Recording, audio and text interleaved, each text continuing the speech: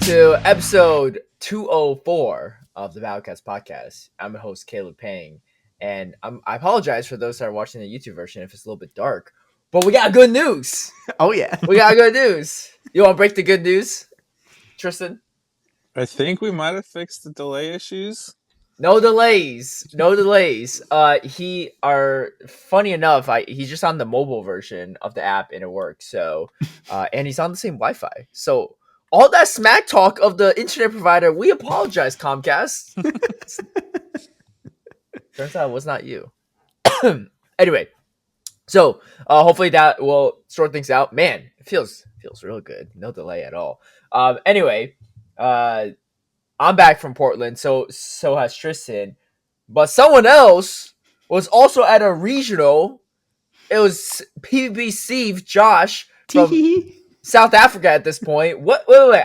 Okay, you're gonna have to break this down for us. We'll talk more about how the actual tournament went, but you need to really break this down for us because I literally asked you like last week if you're going. You're like on the podcast. You're like, no, I'm not really going to.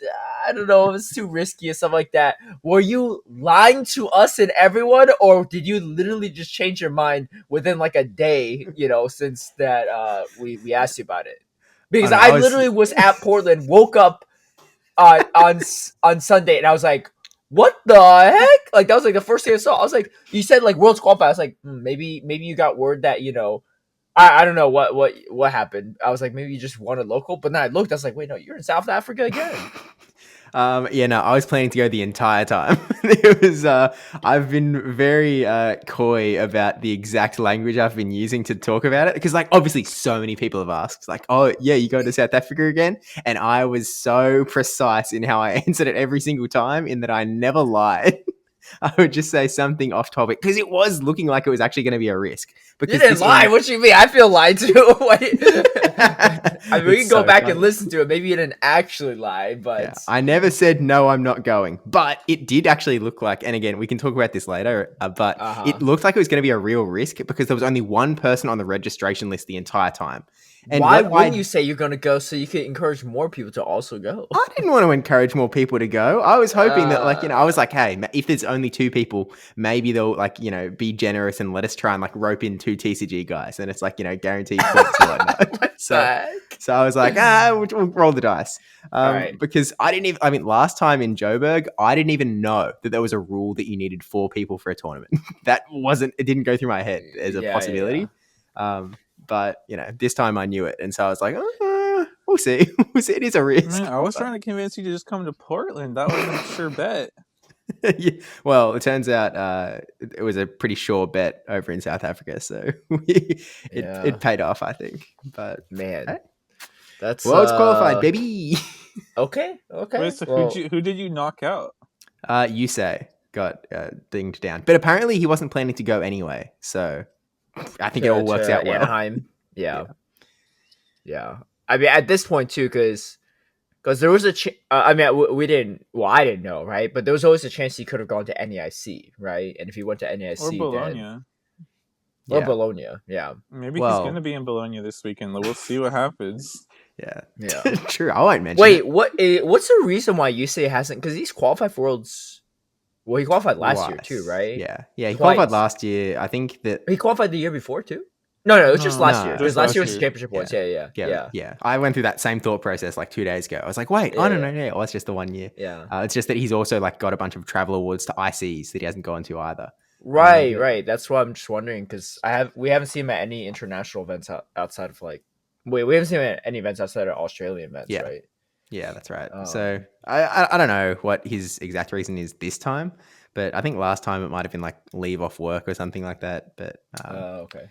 I mean, yeah, it is not close. So I mean, if he doesn't want to go, he doesn't want to go. I'm just curious because he's definitely been playing PvP for a while, right? We've known him for a long time too. So I've always wanted to see him play at one of these. But anyway, we'll talk more about your experience in South Africa. Wait, so wait, one last question. Did you buy? Well, it's not going to be my last question actually, but for now, did you buy your tickets right after your Johannesburg one? It was pretty soon after. I'll explain later. It's a okay. Wild. I don't know about you guys, but I feel lied to. But anyway, let's get into the events because we have a few things to cover, and then also there's a new GBL update, so we have a lot to cover actually. But new event for May: join the merriment this summer during Serene Retreat, Instrumental Wonders, and Phantom Ruins. I believe these all kind of coincide with the various in-person Go Fest. So Friday the 30th to June 3rd. The following Pokemon will appear more frequently in the wild: Chansey, Meryl, Furfrou, Kidfly, Morlo, Kamala, and Hatena. Hatena's the only one that can't be shiny there. Others can be shiny. And then if you're lucky, you get Snorlax or Chimecho. Chimecho and Morlo are all extra dust, so those Yeah, are those are ones nice. worth going for. Yep. And then following Pokemon will be from 2 kilometer eggs: Chingling, Muna, Spritzy, and Swirlix. And those Not the all can be most shiny. exciting. Nope, I'm not hatching no 2K eggs that week, that's for sure. Okay, and then we get Gigantamax Rillaboom will be debuting in 6-star max battles. What is a Rillaboom? It's the Grookey evolution. Oh, gotcha. Grassy Okay. Tell me flying you guy. don't know VGC without telling me you don't know VGC. Dude, I don't know VGC, and I have not even evolved that in Pokemon Go, so obviously, yeah. I don't mean, really know it's not VGC. relevant for nothing, right? No, In no, PvP, no. so It's just I don't know VGC really, but I just sometimes on like Twitter/X see like VGC graphics of top usage, and like Rillaboom's been like decently high quite a bit. That's the only reason I really know it. I don't have one built in PvP or in Go yet either, but I mean, I've seen the pictures. I just have no idea what the heck it is, right? So, but yeah, and then bonuses: half hatch distance for eggs, 1.5 hatch XP, max sparkle limit 1600, 8 but particle, max spots, stuff like that. so the special eggs are only 2Ks, is that right? Yes, yeah, Okay, because I'll probably Yeah. take advantage of that hatch distance to try to power Yeah. through some 10Ks because I could use some more Uh, tinks to flip.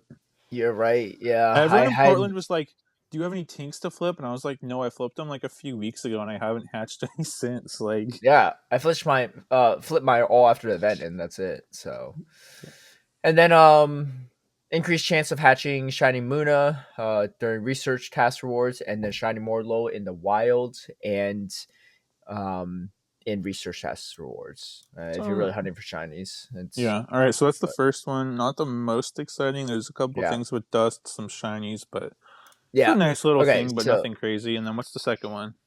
yeah, Instrumental Wonders is June 7th to June 11th, which coincides with the New Jersey Go Fest. Wild encounters: Meowth, Hoppip, Ferroseed, Galarian Stunfisk, Golett, Tadbulb. I do need one of those actually. More Tadbulb for Ultra League. Chimecho, Beldum, and Phalanx. And then Beldum. yeah. Oh, yeah. Actually, I guess For we'll get into it, but that could be pretty useful And soon. Tadbulb too. Yeah, Bellybolt for Great and Ultra. Oh, you're right. Yeah, we will. Yeah, I didn't even think about that. Yep. And then most of those can be shiny outside. Everything can be shiny what I listed outside of Tadbulb. And then Gigantamax Cinderace also. Oh, I see how this is going. I know what a Cinderace is. I play Pokemon Unite, so I'm very familiar with that one. And then similar situation, various different things. If you have to take, you get 2 Raid Stardust.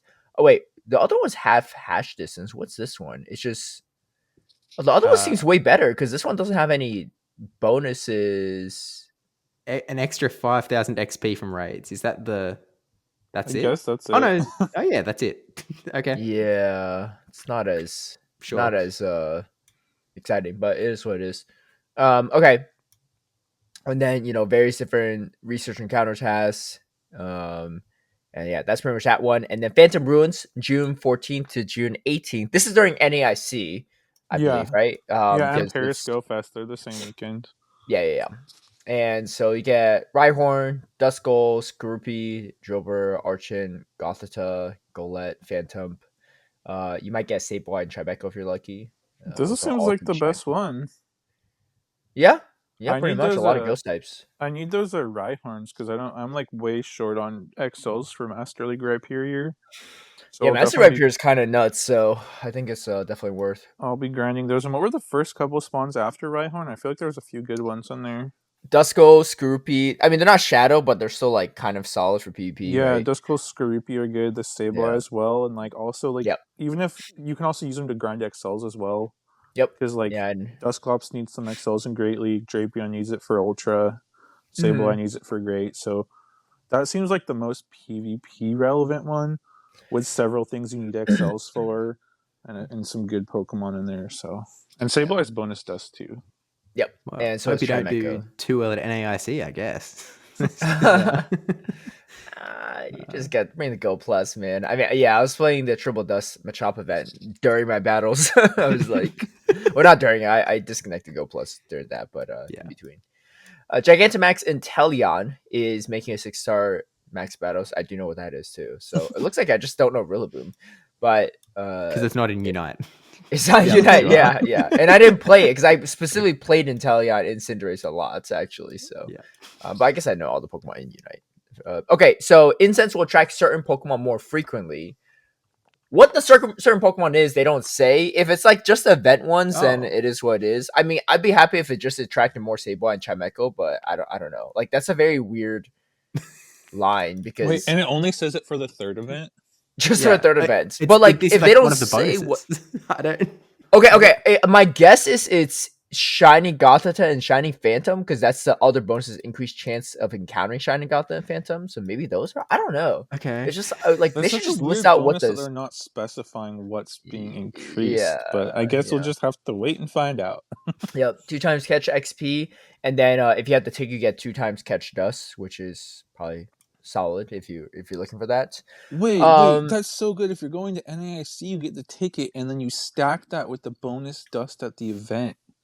yeah, yeah. That's Wait, what worth. was the dust stacked at Portland? Yeah, Because we had double dust and then yeah. or 100 plus dust. I was getting like Oh 900 dust for a catch, and then man, Star Right. Piece I think was, or was it 600? I wish I had the morning session instead of the afternoon session because I was playing through this losers bracket all day long during the event. Wait, I might be behind. Is I didn't know there Yeah, was a well, dust increase at like regionals and stuff. Is there? so well, Well, I don't not what probably happened not in at South like Africa. Africa. But like No, in the definitely not. No. Australia tournaments, there's extra regional spawns, right? Yeah. Yeah, So there's But increased it's not dust. It's yeah plus it's 100. yeah it used to be double I think oh during the first season, heck, but now it's plus 100. So let's say I forget how dude. much base is for Sableye, but let's say it's 500. Instead, it's not going to be 1,000, right? Or Sableye is is it be 750, so it goes okay? up Yeah, to so it'd be 850. yeah 850. Yeah. Oh, because like the last few Australian events, because like I'm focused on like casting and running the production or whatever.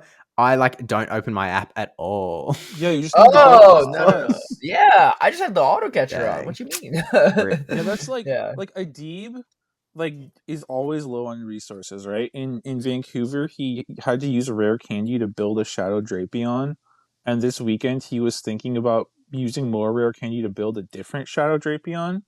And I was like, Adib, there's all these Skorupi spawns here. And he's like, yeah, I just don't really like having to catch things. I'm like, dude. I was like, dude, Gotta go plus plus. yeah. After he like placed really high, he got like 7th or top 8 or something. I was like, Adib, you get prize money from this, right? He's like, yeah, like a good chunk. I was like, well, then spend like $40 of that to buy a Go Plus Plus, and you just turn it on while you're at the event. You don't even have to touch your app, and it'll just get you Stardust. It'll get you Skorupies and Skorupi candy and Inkays and Inkay candy and all these other spawns. You don't even have to touch the game. It'll just catch it for you. Like, Yeah, if he you're really doesn't know how to play smarter, and and we it know he's just not playing harder either. and it He's just just kills me because like he's a good battler and he spends like a lot of time in terms of like team building and scrimming and prep, and he does well. But I feel like he's yeah, let down by his lack of like good IVs sometimes and by his lack of resources. Like until the last event we had that had Wimpod spawns, like he didn't have enough candy to build a Galissapod, even though Galissapod was like really good at that beginning part of the meta. And yeah, like even has seen play now. It's just like it kills me because I feel like he could go even farther if he had those resources. And I get that for some people playing the base game isn't fun, but like at that point it just seems like if you're that invested in PvP and you're spending all this money to travel to all these events, it seems like a no-brainer to just get a Go Plus Plus for like $40 and just right. not even have to touch the game. You just connect it and you just let it run, and then you only have to touch the game again when you have to reconnect it because it disconnects. And then every once in a while you'll have to like clear through your storage. But like it seems like a no-brainer to me to just like farm up some resources, especially at these regionals because of that bonus dust and the really good spawns and stuff. Like that Do you, just seems like the play. wait, Steve, do you not have a Go Plus Plus or a Go Plus? I've got one, but I'm just also very like phone charge conservative. So like on Wait, the what do event, you mean? like I thought you got a new phone like after your phone got stolen. yeah, in like I Brazil. do have a new phone, but I'm still very because like the entire like 9 hour stream, my phone is always on either on Discord or the Twitch stream or Yeah, yeah, like yeah. something or Well, other. So that's I'm why you just have an like, external battery pack. What you mean? That's what I do that too. yeah, I guess I could. Yeah, I don't really have an You're no excuse. better than Adib. You're like half a step up, right? Adib really has no excuse. You have a good reason, but just get an external battery pack like me. Like that's why I have Yeah, my But giant also, freaking if you're block. in one spot for the stream, you can probably plug into an outlet in the wall or something too. I don't know what the No, setup's I like get now. what Steve's saying because sometimes there's not like a ready like outlet for you like in the caster desk, but also like as someone that's messed up something by plugging it in, it was not ideal. So um yeah. yeah, I'm so not. I wouldn't be plugging it into like a wall socket or anything or whatnot. While like certainly not while casting or whatnot.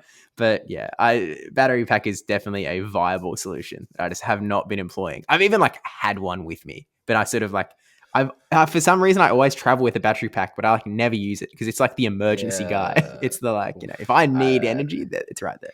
you But kind of remind me of me as a kid back in the day where like I would sometimes get like well, I get a lot of stickers when I go to the doctor's office when I get like a vaccine shot or whatever. But also, when sometimes they would give us like temporary tattoos, right? Or I just get it from some like arcade or whatever. And I'm like, oh, I'm gonna save this for like a special day, Like one day if I want to really really cool, I'll use this temporary shiny like eagle tattoo on my arm. Never used it, nah, never used it. Like nah. it's you might as well just use it, right? But Yeah, I mean that's what I like to have, like a battery pack that's like big enough to give you like at least like two charges, like full charges, yeah, or just like rock up with like two smaller battery packs or whatever, just so you can burn through some charge quick and then have a backup still.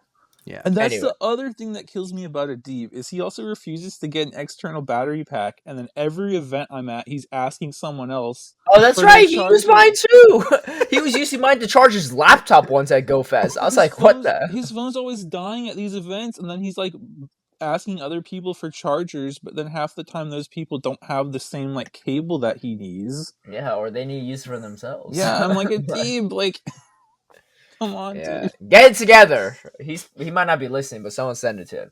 Okay, let's talk about the next events. We're gonna skip the June content update for now, just because we can probably talk about that next week when it's actually June. But we do have Legendary Giants return to Pokemon Go Fest. Okay, I know a lot of people are sick of these, right? But from a PP standpoint, I think this is fine. We get Regirock, Regice, and Registeel coming back into raids on Monday. Mostly because you need XLs for Registeel, and I'm still trying to make a second one, so I personally just need to raid them more. Regieleki on June 24th. Regidrago on the 25th, so Wednesday. Thursdays, Regigigas, and then 5-star raids on Friday. It's all of the ones I mentioned above. They can all be shiny too, and so that's something worth noting. I think And there's then some new moves, right? Yeah. so yeah, this is actually kind of interesting. All right, so obviously the stuff that's been out, we already kind of already have. So Regirock gets Earthquake, but that used to be a move you had to. It is still a move you had to leak TM, so it is still like exclusive move. Thunder for Regice, Zapkin for Registeel. But these are the new ones. Regieleki gets Thunder Cage. Regidrago gets Dragon Breath. Sorry. Yeah. Regidrago gets Dragon Breath as a fast attack, but it also gets Dragon Energy as a charge attack. And then Regigigas gets Crush Grip. What do you all know about this? Because I know nothing, right? So But we break it don't down for really me. know much. They're just exclusive moves. We don't have any idea like what the parameters are going to be. But the big one I think is Regidrago, because so far it's had very bad fast move options. So Yeah. literally just the fact that it's getting Dragon Breath improves it immensely. And Yeah. then if its signature move is anything like better than what it has for charge moves, it could be a pretty solid Pokemon. It's a mono dragon with some decent bulk, I believe. Mm-hmm. But yeah, just getting Dragon Breath already is catapulting it into relevance. I Yeah. actually did a few. I only had a couple Regidrago, but I did them for some low friendship flips in Portland. Because it's a little hard to roll under. I didn't get one under, but it was worth a shot. Okay. Okay. Yeah, it's pure dragon type. So we'll see how good the moves are, but it's just the typings aren't really on their side, right? But like pure electric dragon is okay. Pure dragon might be okay, but if it doesn't have any great coverage moves into fairies, it might not be that great either.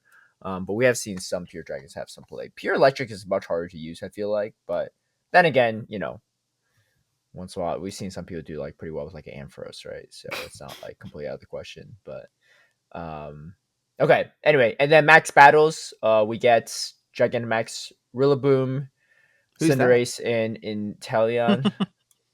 Oh yeah, I Grookey's guess it final doesn't have. evolution. Oh, I just looked. It actually doesn't have great coverage moves. It's got Breaking Swipe, Dragon Pulse, Hyper Beam, and Outrage. So So it's got Hyper one Beam, coverage move, and so it just takes forever to get to, and it's not as yeah, bulky as I thought. It's like, yeah, it's like a 1700 stat product, which is like slightly squishier than a Frostlass. could be a good spice pick, I guess, but like for Yeah, GBO or something. But yeah, I yeah, wouldn't bring yeah. it to a tournament by any means. Okay, and then you get various research task encounters with the following Pokemon: Regirock, Regice, Registeel, Regigigas, Regieleki, Regidrago. This could be good if it's level Could. 15. Could Yep. be. Big The if. last time it wasn't though, right? With the Yeah. Landorus Yeah. and the genie flying things, but maybe. Fingers crossed. Because then Tristan won't have to trade as many Regidrago to find out it's not good. Yeah. But Well, it's also like, the sort of Reggie Rock, Reggie Steel, Regice are like guys they've that, already been researched well, by they've been in 15. research, and that's Yeah. sort of how people have got them so accessibly in the past.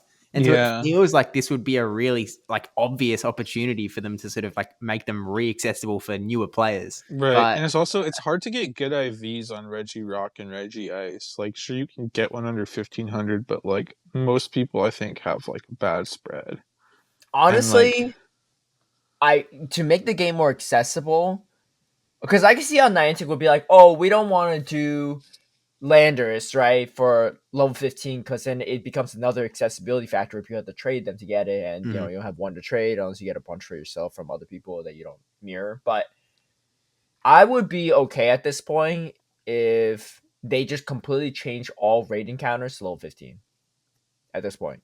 I know some PvE people might have a little bit of outrage with that, but it makes the game a little bit more accessible. Levels 15 through 20 is not that many resources to power up to begin with. And let's be real. How many are you really even powering up if it's not like a hundo, right? Like, you're just going to power up the hundo usually, or like a 98, 96, whatever, right? If you're a PvE player trying to right, do worst case, you're raids. doing a team of six, and like Yeah, getting yeah, six yeah. Pokemon from 15 to 20, that's a pretty low investment. Yeah, especially if you're getting especially, I mean, you're worried about the last few levels of 50, right? Come on now. Yeah, So I think that would be a huge change for accessibility for the better for the game, and then we don't have to worry about like, oh, like they also get like, it helps their own like PR bit too, right? Every time they have these events, people are just like holding their breath figuring out if it's like actually level 15 or level 20, and then all of a sudden, it's like it's level 20, people are pissed, right? Or if it's level 15, people are pissed anyway because they're like, I can't get this very easily from trading. I don't have no one to trade with, So like, there's no win-win situation for Niantic here if they just keep this system going. But I think if they just did level 15, a few people might be upset, had to spend a little bit of resources, but I think overall people will be much happier with it. yeah. I mean, unless they're trying to keep certain Pokemon out of Great League, like I don't know, maybe they don't want Giratina altered in Great League, for example. Well, I is don't it know. that busted in Great League? It's still level 15 though. Like, how strong could it be? I don't know. But I mean, I'd be okay with it, right? I mean, like the meta, I'm okay with the meta shifting and just being around weird stuff like that. I mean, this meta is about to be around like Metang, right? Like, what I would never would have guessed. So I think Metang actually might lose to Giratina, so I shouldn't say anything too further on that. Okay, anyway, this is actually a pretty interesting ticket as well too. This ticket's worth purchasing potentially $7.99 USD or equivalent in your local currency. But you get event exclusive time research leading counters of your choice of Galarian Articuno, Galarian Zapdos, or Galarian Moltres. And I need a Moltres still, especially with these moveset updates coming soon. We'll talk about that. But they're all about to get a buff because they're all getting Fly. And Are it's they gonna like be... level 15? Is that low enough for all three? Yeah, I'm pretty sure. Because I'll like check. let's it's hope not so. even something you think about because they're just in the wild and they're either lower Well, or you're assuming it's level 15. What if it's level 20? okay. Well, is That level would 20 be too high? tragic.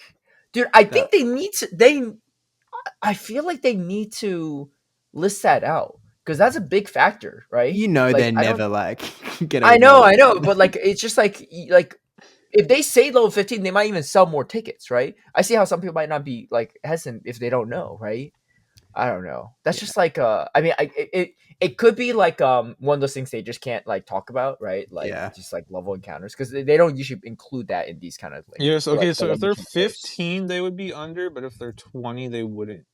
Well, there's a slight the Zapdos looks like it could if it's too good of an IV, then it'll be too high. I mean, the But Zapdos the one I actually have, so I should not worry about that one. But yeah, yeah. I Yeah. think most PvP players are going to pick Moltres for a good reason. But Yeah, I would um, think about Zapdos because I don't have one, and that used to be the most relevant. But Moltres seems the best right now, so I feel like it's worth yeah, going for another one of those to try to get better AVs, yeah. just to have one to flip with people. Um. Anyway, and then you can also gift all the stuff too. And yeah, new Pokemon background debut. Just some random stuff for the Regis and the Zamazentas, Sasha. And you can take a look at those yourself if you want. And then Global Challenge. Premier Balls will be more effective at catching Pokemon after raid. So once you finish a Global Challenge, you'll get Premier Balls, I guess. Oh, that's And, or nice. they'll be sorry, not you'll get Premier Balls, but they'll be more effective. And then Party Power will charge faster in raids too. Okay, that's kind of cool. Yeah. Make it easier to do and catch the raids. I like that. Yeah, definitely. And yeah, these are just this is leading up to the Global Go Fest, is what I'm gathering from the dates, and then remote raid limit increased to 30 from Monday to Thursday, 23rd to 26th. No limit on Friday, Saturday, and yeah, guaranteed receive candy XLs, all that stuff. And yeah, various other boxes you could purchase. Oh, you could get the ultimate Go Fest box for $9.99. So I think this is similar to the one for the in-person Go Fest, but it doesn't look as good. 60 incubators, 60 super incubators, 30 premium raid passes, 3 remote raid passes, and 3 max sparkle packs. That's a lot worse, actually, than the $100 one we saw for the in-person one, I feel like. That's just based on what I'm remembering off memory, but it's possible I'm misremembering. Yeah, Um, I don't think that one's it's particularly worth. I But think it's generally worse, but it's different because it has more incubators. It's 60 incubators and 60 supers, whereas the other one I think just had 50 incubators of one of those. But then the other one had like 50 pass or was it 100? Maybe it was 100. Yeah. It also the other one had all the different like special lures and stuff. So yeah, this one seems worse, but might be a good deal. I'd have to do the math. Like I yeah, mean, good deal like overall compared to like just buying those items individually or via other boxes. And yeah, there's a bunch of other like smaller dollar sign boxes they have. We're not going to dive into all of those, but just like if you're looking at buying premium items, take a look at all the different options because there's like a $8.99, $19.99, and $39.99 boxes as well with different amounts of items. So just take a look and see what might make sense for you or not if you're trying to buy that stuff. yeah. The one grab I have is that I don't like you can't use Pokecoins to actually purchase them, but that's just me. Anyway, all right, let's talk about the next events. We have our June Community Day release. Oh boy, HurricaneKaz, you're gonna have to do some transferring. That's all I'm Oh saying. yeah. Wait, did we transfer for the No, last one? we No, did not. Steve owes What was it? us It was Oh, Pommy. this. Steve owes us some Wait, no, we can Pommy. wait till Kaz is here because me and Kaz. Oh no, it's just Steve. Yeah, right. Because it's the Yeah, next yeah, one that we said that we had to change it. All right, you sort that out, the transferring stuff out while we're taking a look at the yeah. JMO I O. have one. Oh my gosh! Wait, Again? did you not really play the event? When was this actually? Like, why did I barely It play was, I don't know. Because poorly you're Steve and you barely play. No, because That could be. Johannesburg was the vanillite one. Yeah. It's Oh, been I a was in whole nother community Auckland. since. I was in New Zealand. Um, yeah, I Wait, just was. for fun or something, or oh, For you I doing was. cup right? challenges. Challenges. Oh, okay, yeah. Yeah. He was doing locals. Bye. Yeah. So Man, I you was playing really. locals for most of it, and then I just didn't go out to play. Oh no, I was playing in the Unite Regional Championship. Okay, okay. So I was just sitting in the hotel room playing Pokemon You Unite didn't instead. think to connect to Go Plus for that one because it's not like you could plug it in, right? So you don't have to worry about battery life, and you just have it going. Nah, I wasn't that stressed. Yeah, totally not. All right, well, he has taken the bet punishment. Anyway, Oh wait, I Caleb, feel like Kaz is yeah, one thing back on the last event is yeah. there's also the one box I do want to point out is a $4.99 GoFest Ultra Storage box that comes with one item bag upgrade, one Pokemon storage upgrade, a remote raid pass, a premium battle pass, an incubator, and a super incubator. Yeah, but That are one's they giving us more spots? Because otherwise, presumably. Normally they release that when they give us more spots, and they usually give us more spots before GoFest. yeah, So, I'm big on the hoarding, so I definitely need but that it. one's usually a good one because it usually that pays for the cost of just the two Yeah, storage increases on their own, and then you get a few premium items thrown in. It's yeah. nothing crazy, but if you're upgrading your bag anyways, might as well buy that box. No, I think those are definitely worth. So good to know. Okay, and we have JMO O June 21st, Saturday. This is after, yeah, it's the week after NAIC and the European Go Fest. Yeah. And so there's no like PvP like regional or any of those kind of events. Wait, it might be. Is it during PJCS? I think it's during PJCS, right? Yeah, it 'Cause might that's be. Yeah. yeah, I because that's think the it following might be, week. yeah. But that's fine. All right, so JMO will be appearing more frequently in the wilds. Obviously, they'll be shiny, and then it will learn clanging scales It's a if charge you attack. charge tag for Como if you do it. Uh 120 power decreases defense by one stage. We don't know how much entry, but that's just something worth noting. 120 power as well for gym and raids. It's a Um dragon type move. yeah, Um, wait, I'm just gonna look at. You said it's 120 power and it decreases. I'm defense just by one stage, yeah. trying to find like a similar move. So, Uh like, what is what decreases by wild one charge? stage? Wild charge by two stages, no? Yeah, so wild charge is 100 power and decreases by 2 stages. What about close combat? Close combat is Similar. 100 power and decreases by 2 stages. Oh, so it's a Oh, wild charge so clone. Okay. Wait, is either 100 this is power? like an awesome move, or it's going to be pretty expensive. Uh, yeah. I mean, it's going to be a hard hitting move either way, right? But Yeah. yeah. Yeah, because it's 120 power versus wild charge and close combat are 100. I wouldn't be surprised if it's a really good move too, because Como is not easy to play, right? In any of the leagues, really. Yeah. So and it debuffs you. So and is exclusive just to Como O at the moment. So they can always Yeah, like if it's they an exclusive overtune it. move, so you can make it a bit better. Yeah. The thing Yeah. that's awkward though for Como O is like right now, like you run close combat, which debuffs yourself too, and then you Yeah. If it normally had Brick Break, it'd be a different story. But it actually does have Brick Break, oh, it does. Okay. but like Brick Break just doesn't do much damage. Is the thing. Yeah, but you're just gonna be debuffing yourself to oblivion at that point. Yeah, maybe you have to run Brick Break because the thing is, right now you run it with Dragon Claw and close combat. yeah, yeah. But the thing is, like this new You don't have a exclusive bait move. move. Yeah, like you Yeah. need the bait move. So like you probably run it with Brick Break and the new move, depending how good the new move is. Because like Yeah. there's no way this new move is going to be like below like 40 energy or below, because that would just be insane. Right, Like right, it's probably going to be like 45 to right. 50 energy, maybe 55 even. Mm-hmm. Yeah. Which is also a little slow because Como is a little bit squishy. Mm-hmm. So we'll have to wait and see. Yeah.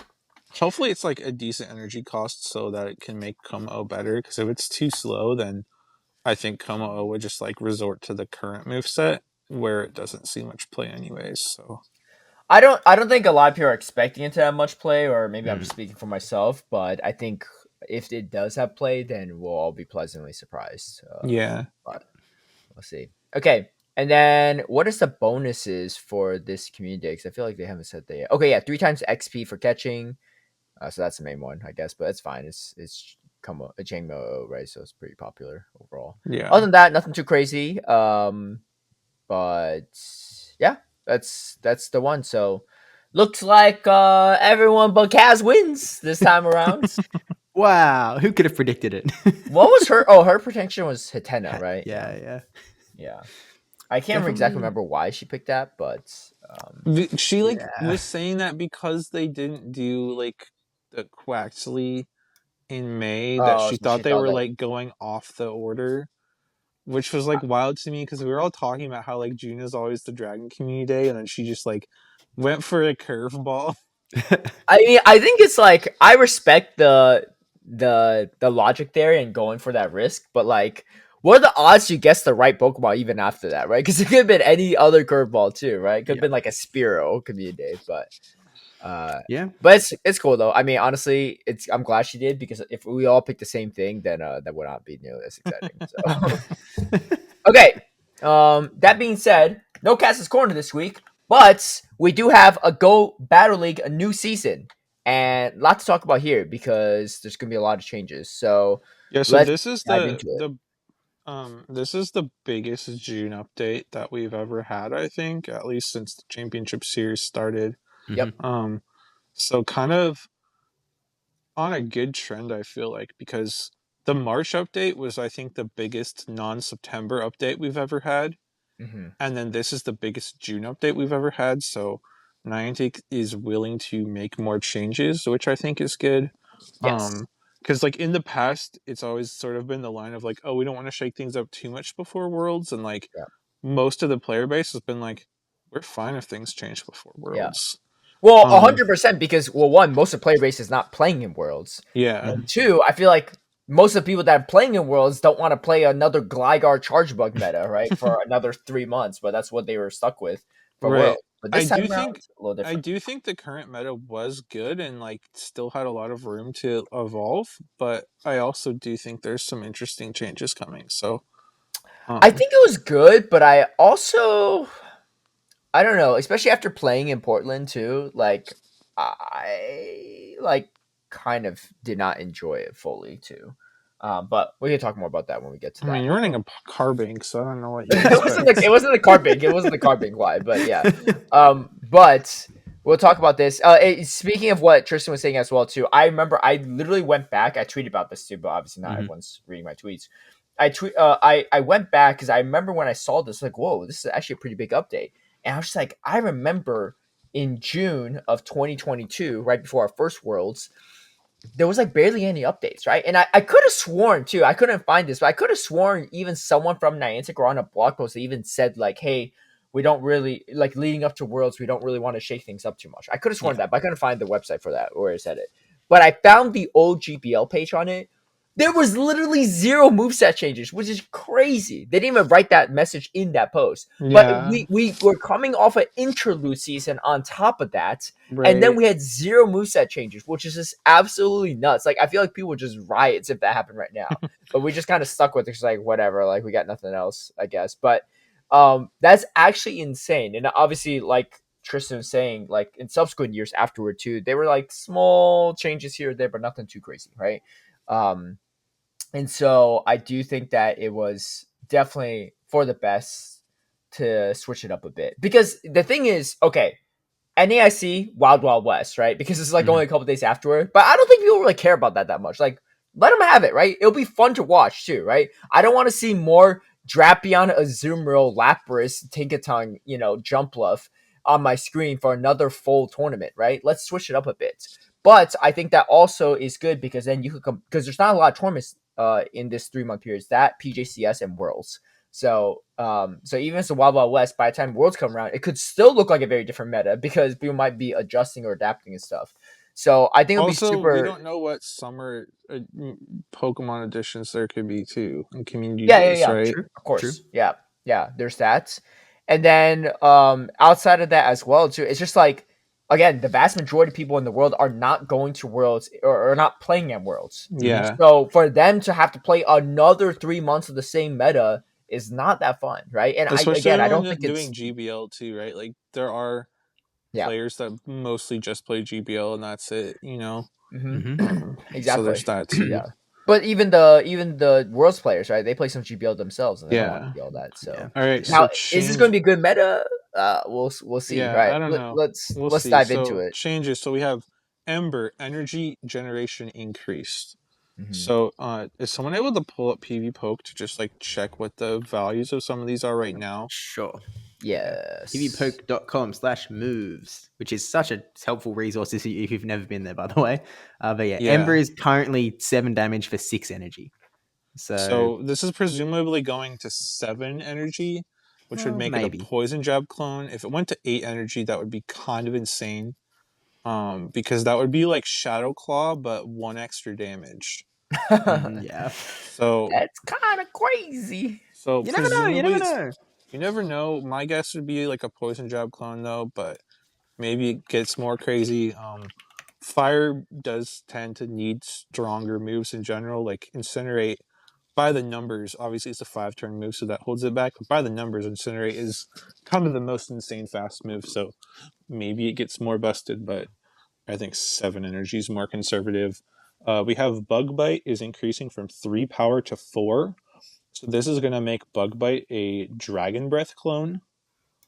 So that's pretty big for things like Fortress or Araquanid, maybe Wormadam, some of the other Bug Bite users.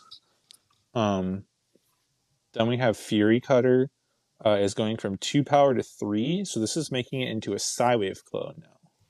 Yeah. And this is probably one of the biggest updates here. Because there's a lot of Fury Cutter users, a lot of bug types, but a lot of non-bug types too. You have things like Gligar and Gliscor. You have Samurott.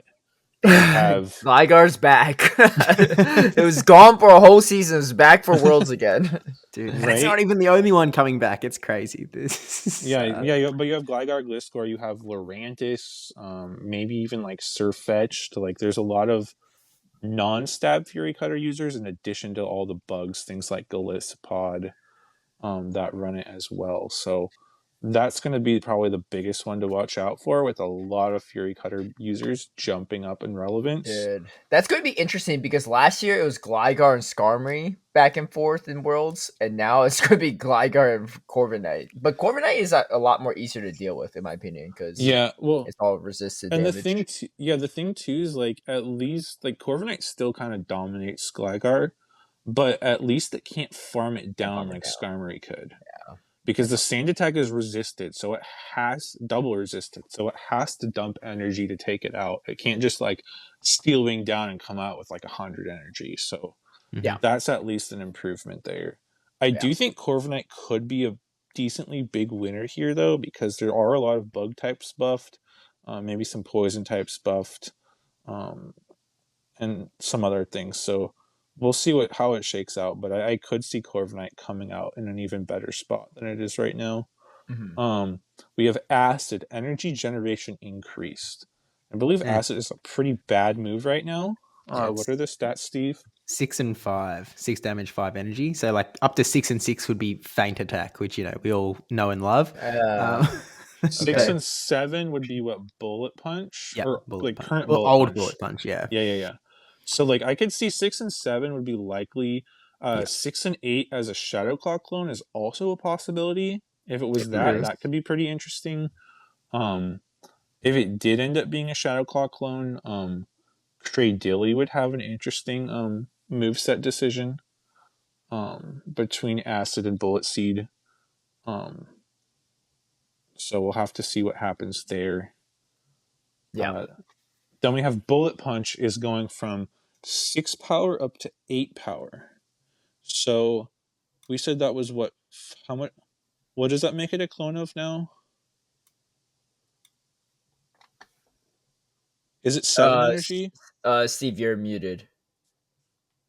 My bad. Yeah, it's at 7 energy. So it's going to be a Sucker Punch clone.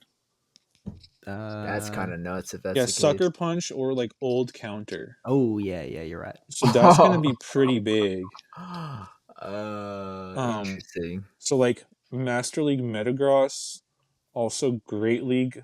Oh, the Shoot. interesting one is Scizor Caesar. going to be kind of crazy. Yeah, that's what I was saying. It's got Fury Cutter and Bullet Punch too.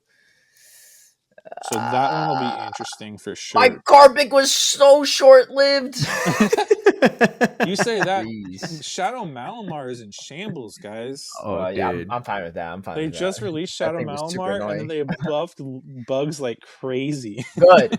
Yeah, I'm also Tired of very that happy. squid. Like, I know it Yeah. sucks, but Shadow Malamar users, but like, great. All right, well, we may regret saying that because this meta does feel a little bit more RPS than this current one. But Yeah, we'll I see. agree, but we'll see. Yeah. We have Metal Sound, which, by the way, is a 2-turn move. I've seen a lot of people that thought it was a 1-turn move or a 3-turn move, but Metal Sound is a 2-turn move, just for the record. Oh, It's I thought it going was a from one-turn move. no, it's a 2-turn. Oh, wow. Okay. I think it's because it was released at the same time as Psywave and Sand Attack, which are both 1-turn moves, but it's Yeah, I think that's actually what it 2. is. I So don't it's really see it often, so I just yeah, don't know. it's because it was a pretty bad move. It was Yeah. 3 damage and 8 energy, which means that it was like worse than Mudshot and worse Yeah. than like Psycho Cut and stuff. So it's going up to 5 power now, which makes it a clone of Vine Whip and Powder Snow, which are both pretty solid moves. So this is cool because King Gambit got that added to its move pool. So King Gambit, I don't think it's going to be amazing, but it's a little bit more viable. Wait. I don't think we should be calling King Gambit buffs as cool. I think. Yeah, I agree. But But more relevant users of this are going to be like Bronzong, maybe Wormadam Trash if it's not running Bug Bite. I don't remember what else learns it, but those are probably the biggest Metal Sound users. okay. Yeah, Then we got have Double Iron Bash is getting buffed by 5 power. Nice little boost for Melmetal. Nothing Sure. crazy, but this makes it like a clone of a Weather Ball, I believe. Which I yeah. think is reasonable because Double Iron Bash was a little underwhelming, especially for a signature move. So again, I not don't like a know. That thing was annoying to play into in Master League, but but I mean, obviously it's because I had a fairy, but um, yeah, you were running like triple fairy, weren't you? well, at one point, but also like when I was running the Kyrums, it was pretty annoying too, right? White and black Kyurem also take super effective from it, and like I would have like Dialga. I don't know. I think it's solid. I think it makes Master League a little bit. I mean, if Melmeto's more relevant, it makes Master League a little bit RPS if they're not running Rock Slide because then just like Ho just walls it off, right? Yeah. Um, or you could just drop the superpower, but then like you're worse into the I don't know a bunch of other things. So Yeah. kind of. Well, again, I don't think this is like making Melmetal like crazy No, better. It's no, just like a no, little boost to make it a yeah, little more viable. Then we have Doom Desire is getting increased by 5 power. Again, this is just a little boost to Jirachi. Jirachi's still not going to be like very relevant for anything, but I believe this makes Doom Desire into a Hydro Cannon clone. Yep. that's kind of nice.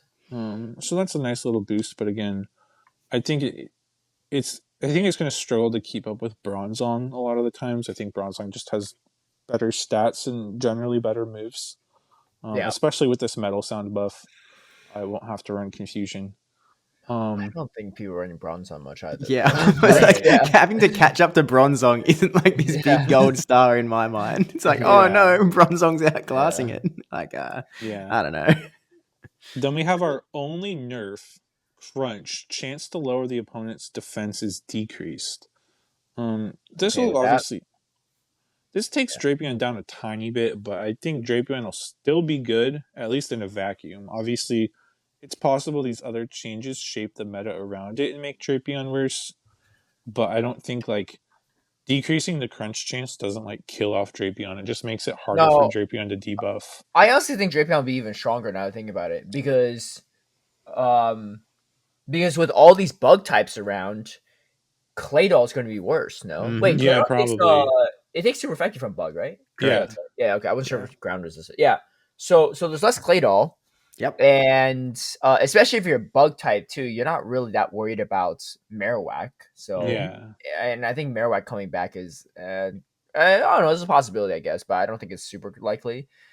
So because of that, what's checking Drapion at this point. Yeah, Well, Bug he does might- resist ground. You probably see like Diggersby as the main ground type because that's Fire Punch for the bugs. Yeah, and that's fine though for Yeah, that's not as bad for Drapion. Drapion. So And also the debuff doesn't hurt that matchup anyway. So yeah, Yeah. it's mostly the debuff mostly hurts the Azu matchup. Yeah, Yeah. that's kind of it. Like that's really the only one that you're really gonna feel it, and it doesn't even happen like all the time. It's still like currently a 30% Well, chance. So I like, think it does kind of feel bad when you don't get it against like more other neutral matchups like Lapras and stuff, right? Yeah, true. So, sure, but but I don't think you're I get your banking point on though. this 'Cause- hard. yeah. But yeah, like it's presumably dropping to like either 20 or 10. Yeah. 10 would be a bigger drop for sure. Yeah. But like even still, like Drapion still has all the same damage and energy values, so it's just not debuffing as much. Which honestly, like having less like random debuffs happen is probably nice from a general standpoint. Yeah. Then we have Wrap. Guaranteed chance to decrease the opposing Pokemon's defense. So Yeah. I believe this makes Wrap. I believe Wrap already had the same stats as Icy Wind and Lunge, just without the debuff. So this is basically an Icy Wind or Lunge debuff, except it's debuffing the defense instead of the attack. Yeah. And so this could be interesting on like Shadow Dragonair in particular, to just like ramp up that Dragon Breath damage and just like power through things potentially. Yeah. I mean, maybe then- yes, maybe no. When you've got Pokemon like Dragon Breath with 1-turn moves, there's always the pink thing where like, break points and bulk points and defense drops or defense buffs can be huge, but they can also do literally nothing depending on how the Right. stats land up. So like, it might actually not change Dragon Breath's damage at all. Right. I mean, I'm sure like there might be cases where the first one doesn't change Dragon Breath's damage, but like in those cases, usually the second one will get you to a breakpoint at least. Yeah. But you're right; it is very matchup dependent. Yeah. Where the first one could drop, like there's some matchups where the first one and the second one will like increase your Dragon Breath damage, but there's others where maybe only the second one, or it'll just vary. Yeah. Matchup by matchup. And then here's an interesting one. Is Parabolic Charge, energy decrease, and guaranteed chance to increase the user's defense. So I believe right now it was 45. Was it 45 or 50 energy? Parabolic. It's at 50. So it's dropping to 45. And now the Wait, we know it's dropping to 45? No, we or- don't. no, sorry. I guess okay. sorry. I was presuming it would drop to 45 because I think if it's any less than that, it would be like absolutely broken. Yeah. Because like if you dropped to 40 or 35, because this is only on like mostly like the Dene and Belly Bolt that are Thundershock users, they're charging so quickly that if they start stacking defense boosts at like 35 or 40 energy, they would just be like so strong so quick. So you're right, we don't know, but like 45 is kind of presumed because anything less than that would just be pretty nutty. Yeah, well, I guess if it's a increase the user's defense, then Parabolic Charge would end up being like a torch song sort of deal, I guess, which is at 45 energy, as opposed to like, at 40, I mean, you're talking Aquajet, but with a buff, which would be kind of crazy. So that's probably fair enough. Yeah. Yeah, especially because like I think because like once you get those like buffs going, like you can get your stat product pretty high. Like so if you look at Dedenne with like a +2 defense, it's Dedenne with +2 defense has like almost the same stat product as a Bastiodon.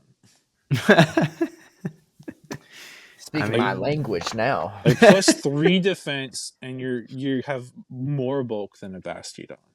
Obviously, you're going to be taking damage in the meantime while you're ramping up your defense, so you're going to feel less bulky. Not But, if they're like- lagging. I'm about to But- pull out some Melmetal Jesus G type shenanigans to instant boost. Yeah. Someone find GGG, be like, hey, the Dene's the new Melmetal here, so give it a shot. But like that's the thing. That's why I feel like it's most likely going to be 45, because any quicker than that, and it can just stack those defense buffs way too quickly. Especially Belly Bolt is even bulkier than Dedenne, so like a +2 defense Belly Bolt has more stat product than Bastiodon. Granted, Belly Okay. Bolt is held back most likely by mono moves because it only has electric charge moves. But Yeah. like the parabolic charge Zap Cannon combo is going to be a pretty annoying like bait shenanigans potentially. And like also you can make yourself even harder not knock out because you can like potentially, I mean, you're probably faints before this, but you could boost your defense 4 times and then also debuff them with Zap Cannon. Um Ugh. so That's something. yeah, so yeah, we don't know for sure the energy, but if it's any less than 45, I would be extremely shocked. Yeah. Um Well, and let's then take a look at the yeah, we have some attack availability attack changes. updates. Yeah. So Golden Go is getting Power Gem, which Sure. I I don't don't- I might don't be think it's a biggie. interesting in Master League. I don't know. It can hit like Yveltal now, I guess. Lunala with Shadow Claw. This is probably going to be one of the biggest Master League changes. I think this makes Lunala better than the Necrozma form that fuses with it. What is that? Dustman. Dawn Dawnwing. Wings, right? Yeah. Yeah, Oh, I think really? Lunala will be better than Dawn Wings now. Oh. Really? I just assumed that like Dawn Wings would have like higher stat product overall. Yeah, I think it does, right? But what? Because Dawnwings is kind of busted. I was like, I didn't think it would be relevant at all, even if it has Shadow Call. Let me double check real quick. Lunala, and then I mean, I'm no Master League guy. No, actually, the stat product is kind of similar. It's you Okay. got less stamina actually on Dawnwings, but you have a little bit more defense and more attack. but yeah, Lunala has more stat product. No. Dustwings. Dawnwings does. No. Oh wait, oh no, you're right. Sorry, the CP is lower, but the stat product is actually higher. Yeah, Yeah. sorry, I misread that. Yeah, so you will have Shadow Ball, Moonblast. But the problem is like you're taking double super effective from Shadow Claw. Oh, I guess the same thing for Both of them Dawnwings. are. Actually, not the one. Yeah, you're right. Yeah, they're the same typing. Moongeist Beam just hits like a truck, though. Is the thing, but Right. You're not wrong. But also Lunala has slightly better coverage with that Ghost Fairy coverage. yeah, no. I think you're, I think I see what you're saying, and I think you might be onto something. I did not realize that the stat product was actually like more in favor of Lunala because I thought it was like white and black here, where it's like a significant big upgrade. But that's Right. so. So yeah, that one is going to be interesting for sure. Then we have Skeledirge can learn the fast attack Hex. I think Skeledirge is mostly still going to run Incinerate just because Incinerate is so good, but it does give you some alternate playstyles. Yeah. Especially in formats like Battle Frontier where you can like pick your moveset once you see the team. Mhm. Like running Hex for like better Ghost head-to-heads could be nice. And like it might enable like Blast Burn as an option better. Like maybe like a Hex Blast Burn Shadow Ball as opposed to like Incinerate Torch Song's Shadow Ball. So just sort of a slightly different playstyle of the Pokemon. Yeah. Again, I think Incinerate will be mostly preferred, but just being able to use it differently is kind of fun. I like having that option. Yeah. And then we have Beedrill will learn the fast move Poison Sting. Mm-hmm. I think this could be pretty fun in limited metas because Beedrill's nice with that like drill run coverage in a lot of limited metas, and even just spamming X Scissors and pacing to those moves faster is pretty cool.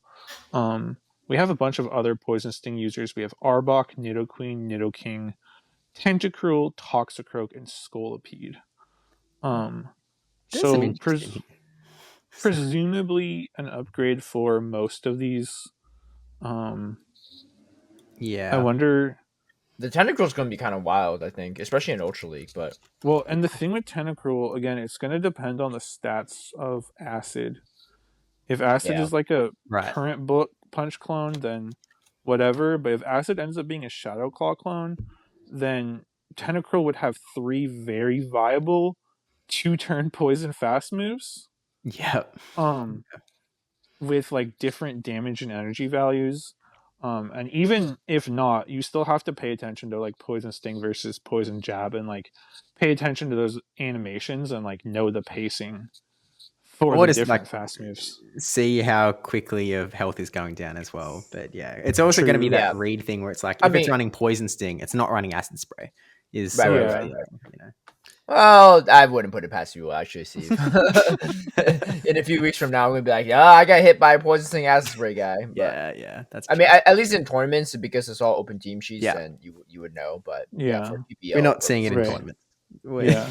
I'm going to put my foot Probably down not. and say we're not seeing Tentacool running around. in oh, PvP. chill out, chill out. The last time someone said something like that was Arceus or Oh, yeah, Relic, and yeah. he I'm not cooled making off any pretty bets. I'm not quickly. making any bets. I know you're not making any bets, but There's I think no shot. a lot of people are like rejoicing. They think Nidoqueen is coming back, and like it might to an extent, but like even if the pacing I think is the same or better than it used to be, It's like better.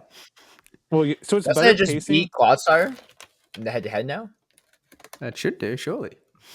I mean, it Because it's got a must, better bait right? move too, and you get Yeah. to Earth Power faster, right? Yeah. But Clodsire is bulkier. All right. Well, let's Yeah, plug it but into like, PvPoke. I guess it depends on if you can one shot or not, right? With the Earthquake compared to Earth Power I mean, Earthquake only does 56% from Clodsire, whereas Earth against the Power Shadow does. Nidoqueen. Oh, okay, no, that's regular. Against the Shadow, it does 67%. But an Earthquake from Nidoqueen back, or an Earth Power does 65 back. So like they're sort of similar. Oh yeah. And Earth Power is just going to come quicker from Nidoqueen. Mhm. So feels like it's. Okay. Oh wait, no, wait. I was looking You at. looking at Ultra League? I was in Master League because I was looking at Oh, Lunala. I was like, these numbers don't seem right. I feel like Earthquake would do a lot more. Yeah, no, Yeah, Earthquake's Earthquake's basically doing one shots. 80%. It's Okay, yeah, doing then pretty much 80% one to shots with the Nidoqueen. poison jabs added up. Yeah, Oh well, or one shot's the Shadow, or not poison jabs. basically. The mud shots. 96%. Or wait, it's mud shot and poison. No. Oh no, it's running poison sting too. I don't know why I was thinking Clodsire was running poison jab, but No. okay, It's the actually same. that's probably not that bad of a matchup. Actually, then that's more I think about it. Sorry, I don't know why I had like brain fart moment. Yeah, so again, like the Nidoqueen, I think Poison Fang pacing is better than it used to be, but the thing is, like, ramping up your Poison Sting damage isn't as impactful as ramping up your Poison Jab damage was. So, like, Yeah. I'm sure that Nidoqueen will be, like, it's certainly going to be more usable than it's been recently, but I just don't know if it's going to be better than Clodsire. Yeah. My personal take a little bit is that there's better Pokemon than Nidoqueen running around in that I think that it's very usable and it's probably going to get used in like GBL and stuff, but it feels like you're not getting that much with poison damage, I feel. Just because there's two big fairies at the moment. One of them is Azu, where obviously poison's helpful. The other one's Tinkerton, where it's not super helpful, but I guess you've got ground coverage for that on Nidoqueen. So Yeah. I don't know, maybe. I'm sure Nidoqueen beats Tinkaton just because of the ground damage and resisting the fairy moves, but yeah, I guess. and then like Tinkerton will probably Nidoking, be pretty relevant too, because all these bug types, bug Yeah. buffs. and then Nidoking has like potentially more interesting charge moves, more variety at least, and then it It's also has got both the Fury Cutter. poison. Yeah, I was gonna say it has the Fury Cutter and Poison Sting options. So Yeah. again, I don't know if I see them being better than Clodsire. Probably not, but maybe some limited meta usage. We'll see. Yeah, let's keep it rolling because there's a lot more to go. Yeah, so we have Raichu and Alolan Raichu are both going to be learning the charge attack Surf. Yeah. So again, It's not limited much. meta Pokemon. Celio is getting Surf.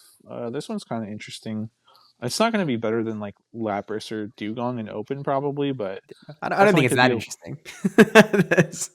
It's not. Celio is like pretty good in like limited metas and tends to be good in waterhead heads with the body slam, but just lacked a good charge like coverage move. So we'll see what happens. A bunch of things are getting Metal Sound: Galarian, Meowth, Aron, Lairon, Aggron, Dhelmise, Berserker, Varoom, and Reveroom are all getting Metal Sound. Nothing too exciting here. No. I don't think it makes any of it meta. Palmy, Palmo, and Palma are all getting Thundershock. This does make Palma better. It's still going to be more of a spice pick, limited meta pick, but giving it an actual usable fast move is kind of cool. Lickitung is learning the charge attack Wrap. This one will be interesting. Some people think Lickitung will be back. I'm not so sure it's going to be enough just because it's a lot slower and doesn't really have the same damage output. But it could bring it back maybe. We also have Milotic and Delmize are learning Wrap as well. Milotic could be cool in some limited metas with like Dragon Tail, Surf Wrap, giving it a better coverage move into water resists at least. Um, Anything else you guys want to say on the Wrap users before moving on? No, not really. I mean, I'm really curious how Lickitung will perform, Yeah. but Rap is more energy intensive than Body Slam is, right? Yeah, it's So, 45. I don't know, it could be interesting. I really don't hate a Lickitung meta, right? I just know people got sick of it, but it is definitely one of the more like um balanced PvP Pokemon, Yeah. in my opinion. I also So just don't know. I feel like Furret does a somewhat similar role to Lickitung while winning the head-to-head. So, similar, yeah, maybe I don't know similar if to a they're. degree, but like it's just like you kind of had to shield against the Sumo, whereas Lickitung didn't have to back in the day. right, yeah, for It sure. like it just feels bad. Like Fur doesn't feel as like solid in some of those neutral matchups, but Yeah, for it sure. does it does. I mean, I'm glad though that does win the head to head, so not everyone just defaults to Lickitung as a normal type if they have one, right? So Exactly. Um, then probably one of the other big ones we mentioned, we have Galarian Articuno, Galarian Zapdos, Galarian Moltres, and Lugia will all be able to learn the charge attack Fly. So this is going to be a buff for all the Galarian birds, mostly Galarian Moltres. I was looking at it, and like in the mirror, Fly does the same amount of damage as Ancient Power, and they're the same energy. So basically, Fly is the same as Ancient Power when one type effectiveness worse. So you would okay. need two stages of type of effectiveness difference for Ancient Power to be worth it, which is a very small list of Or Pokemon. an ancient power boost. True, there is the boost.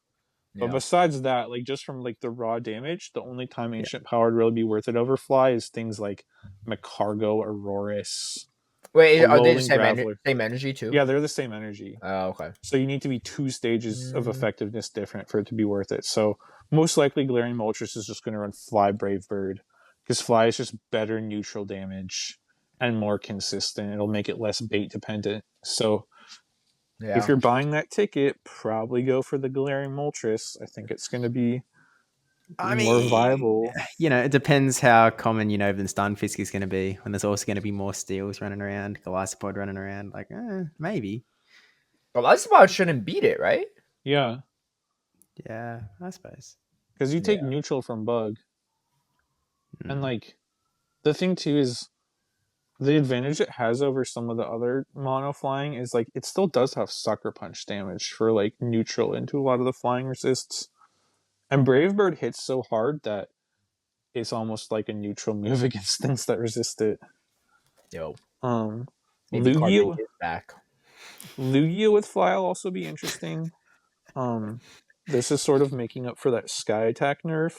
I'm so glad too because Lugia's been so like irrelevant in Master League for so long, and it was definitely one of my favorite Pokemon to run in Master The League. Caleb Peng challenge is coming back. You know it. Where's that Zangoose buff?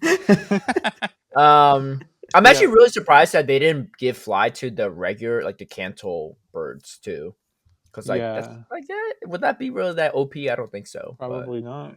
yeah. But But I don't anyway, know. And then we have Metang, Metagross, and Cleavor will all be able to learn the Fast Attack Fury Cutter. dude, Um, my Shadow Matang is ready. Now Metagross, maybe you'll see some play with Fury Cutter, but I think Bullet Punch is mostly better in Master League. Metagross is Cleavor, actually a Dynamax raids buff, which is true, true, uh, true.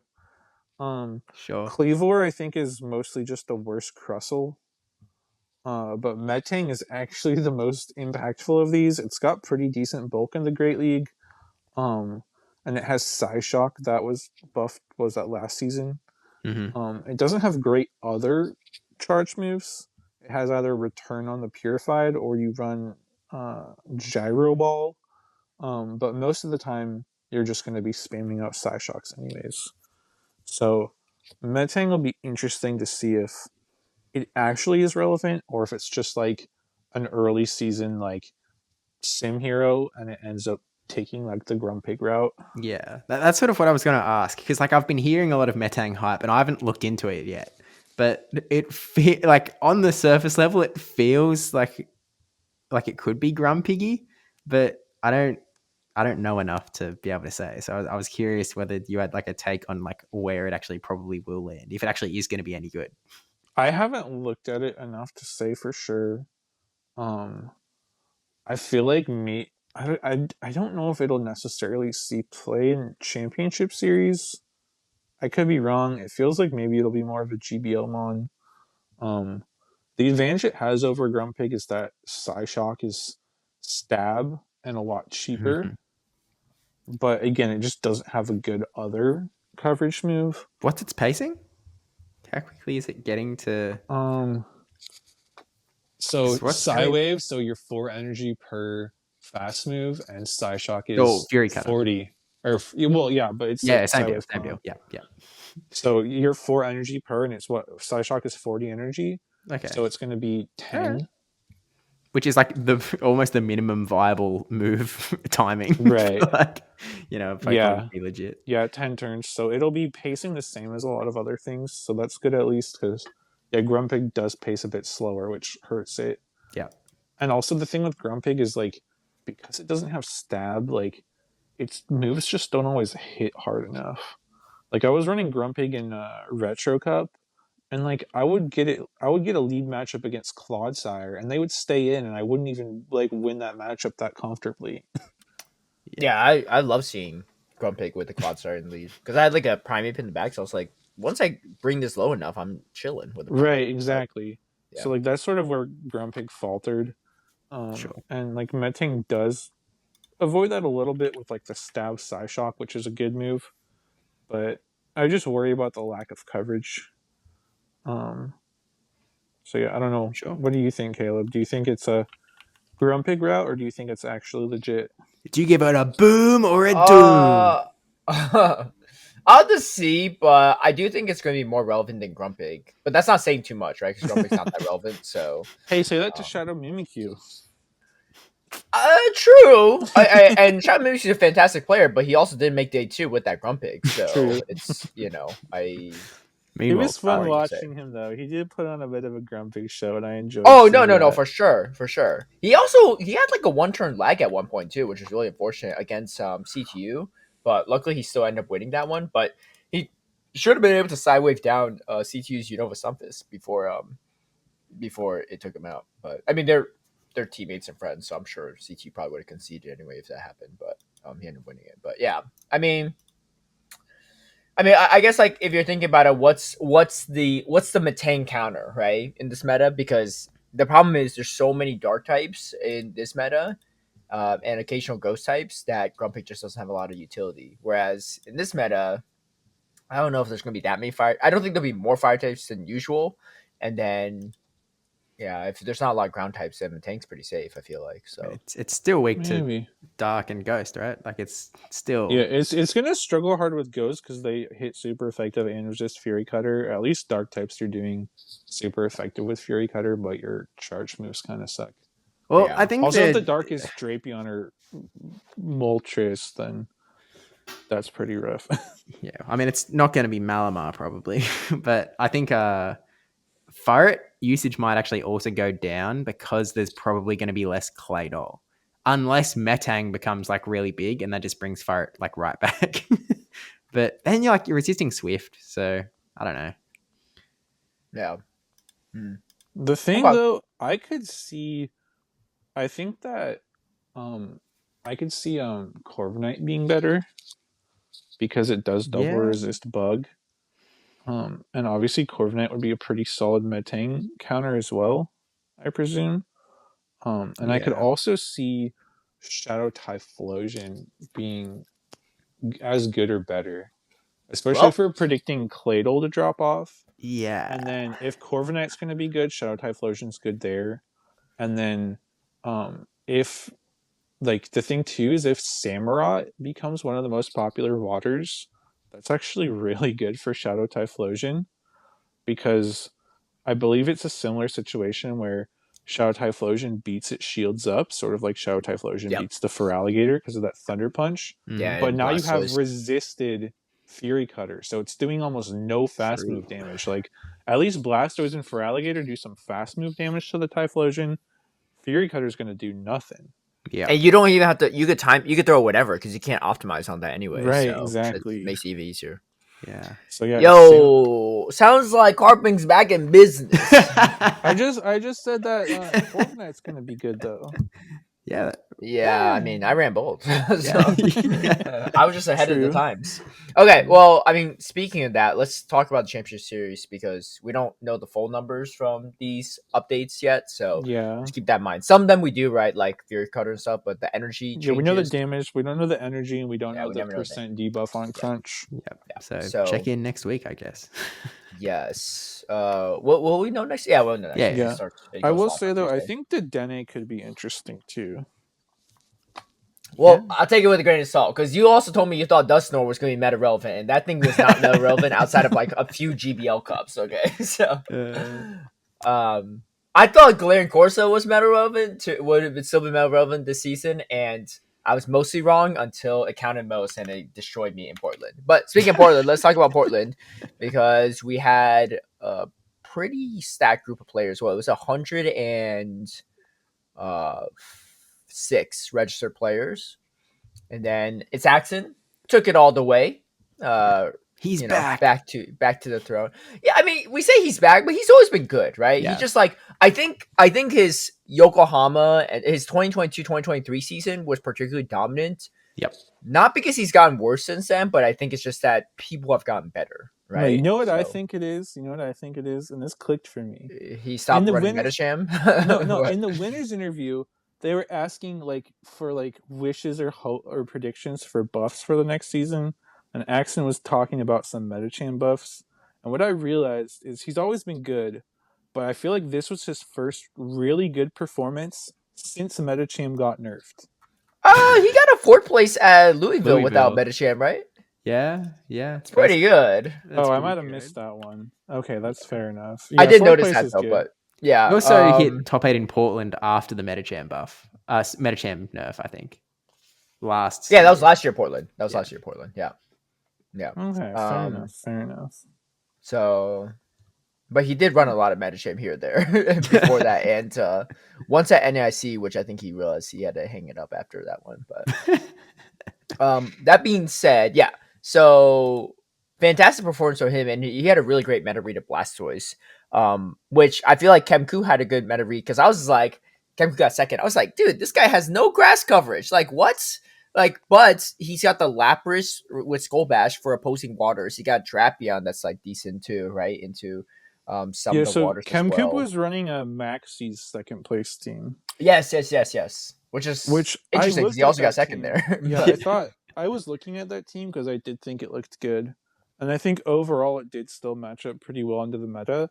But like you said, it just struggled so hard with the Blastoise because it was relying a lot on using the Skull Bash Lapras as a water counter to beat all the other waters. But when you're facing a Lapras or a Blastoise, you're losing that head to head. No, I did not think his team looked good because you have Claydol and Talonflame that are both weak to water. Malamar is also weak to Azumarill, which is another water type that's pretty prevalent. So I thought that he wouldn't have a very successful day 2 at all, right? But I was proven wrong. His team was, I mean, it looked good, you know? I think honestly the times that held him back was when he did bring the Talonflame because a lot of people bring waters into him anyway. Right. But he was still able to win some with Talonflame too. I think, again, it's just the Blastoise had way too much play into his team. The Blastoise was so safe into him. Claydol was his Blastoise answer in a way. But no, he played fantastic all weekend as well, and it's his highest finish.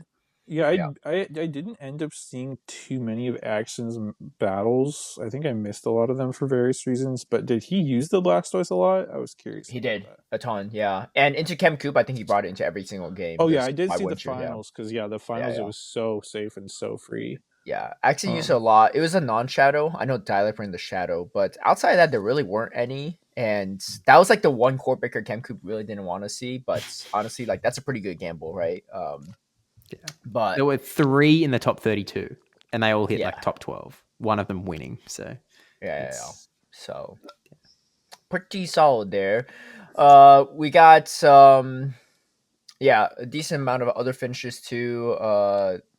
Third place. Who's third place again? It was stud muffins. Sub Muffins. Yes. Another third place finish for him too. He's been playing really well. But yeah, he unfortunately he took it to game 5 against Kem Coop, but Kem Coop did take that over him. But still, another third place finish for him. Yeah. Really solid. Kobe Coupland too, coming all the way back again in Portland. This guy just plays really. He plays like one tournament a year, and he just like kills it every time. I was trying to convince him to go at NAIC, but I'm not sure if he's going or not because he's got family and stuff. But I was like, look, because he's not really in striking range of Worlds before Portland. But I was like, what if you do really well at Portland? Like, will you consider it? He's like, maybe. I don't know if this is enough to convince him or not. And I mean, arguably, it makes sense because NAIC's you still have to do pretty well there to make that qualification, probably. So, but hey, he might be good enough to make some money back and cover the trip in itself. Another medal for Ash and Ash. Yeah, Ash Nash He got fourth. I thought, Yep. for me, I thought, obviously I missed a decent number of battles because I was playing and doing other stuff, but the people that I saw this weekend, I was really impressed with Kem Coop Yep. and Ash's play. And then, like I said, I didn't see much of Axon, but the battles I did see, Axon played great as well. Yep. Was a little unfortunate for Ash because in his winners semifinals against Axon, game 1, his only lose con was a Scorching Sands debuff. Well, I talked to him about that, and he said he misplayed it because even if he should have just thrown the ice team earlier, because he didn't throw earlier, and so like Axon was going for a catch, but if he caught that move, then he's not in acrobatics range, so he could just throw another ice team at the jump off to win it. But because he avoided the catch and tried to bubble down the Diggersby, he was actually in acrobatics range, which was really unfortunate. Fair. Yeah, so I was talking to him about it. He's like, yeah, I actually misplayed that. Like, I could just won it just throwing the icing right away. That's but fair. it actually made it harder. But anyway, I mean, but still unfortunate because really even the way he did play it, the only lose con was the debuff, and he did get debuffed, so that was felt bad for him there. But great slight play tangent. by Axon. He's moving to LA. He's about to be my local. Dude, I'm obviously biased, but is there really a local that's more stacked than my local at this point? Right? I'll name some people off in my local. Ash and Ash, C2U, we got Ramberto, we got Frostfire. Can you claim Ramberto? Huh? Can you claim Ramberto? He's not there most of the year now. He still comes back on decent amounts for go on. And then the summers. Sometimes Haydonis and Dapperdis will come up from San Diego. Dre. We got I'm trying to think of other players. We have a lot. Dre Flame's pretty good as well. Does Toasty Palrick come? He sure does. Toasty Palrick. Andy's like starting to make some appearances. He had a top 17 finish this time, so pretty good for him too. There's a lot of players, and it's getting pretty stacked in LA. But yeah, might have to give it to you on the most stacked locals. Unless I think, someone can. I think in Adequance's locals might be pretty strong too. That's my one. Him and Colin are there, and I don't know. Every time I look at European locals, it's like there's like not a lot of people. It's like 5 or 6 people, but I know like every single one. Yeah, they're like, all crazy. That's actually kind of tough too. So I feel like Texas, but I think in the US, Texas has a run for that, but I think they used to, because like in the past when Taylor's brought this up, I would push back and say like I think Texas is we checked last year at Worlds, and the average placement for California or LA players was way higher than I think LA's got it. In fairness, Dune did flame out pretty early. Well, yeah, that's whose fault is that? Not Mars. Like, not LA's fault. Like, what? Like, Dune's not good. No, he's good, right? I still would say he's good. I wouldn't say like, oh yeah, we don't count him in the conversation for Texas, like heavy hitters. But Ash and Ash is just the cherry on top. Yeah. Ash and Ash is okay. This is maybe a hot take, but I think Ash and Ash is better than Doombug at this current moment in time. I know Doombug won Monterey, and give it to him, but I think Ash and Ash has been way more consistent in tournaments this season than Kaz. Yeah, I probably. I mean, they're give it to- both consistent, look, but I know you're a big Ash and Ash stan because you've been talking about him since his first NAIC run. I'm also a massive Ash and Ash stan. I mean, like, well, I know because you ran to see him. I ran his times in South Africa. It was, I gotta Yeah. say, I feel like Ashton Ash now has the Ilum mantle of like the best, most consistent, hottest player who hasn't won a regional yet. No. He's had that mantle for a while now. I said that back in like Atlanta. yeah, I mean, you've been saying it since NAIC pretty much. Yeah. Well, no. I don't know about NIC last year because that was like his first like big appearance, and he didn't do so well at Worlds. But ever since Worlds, he's been like I think ever since Ilum won, I think he's had that mantle.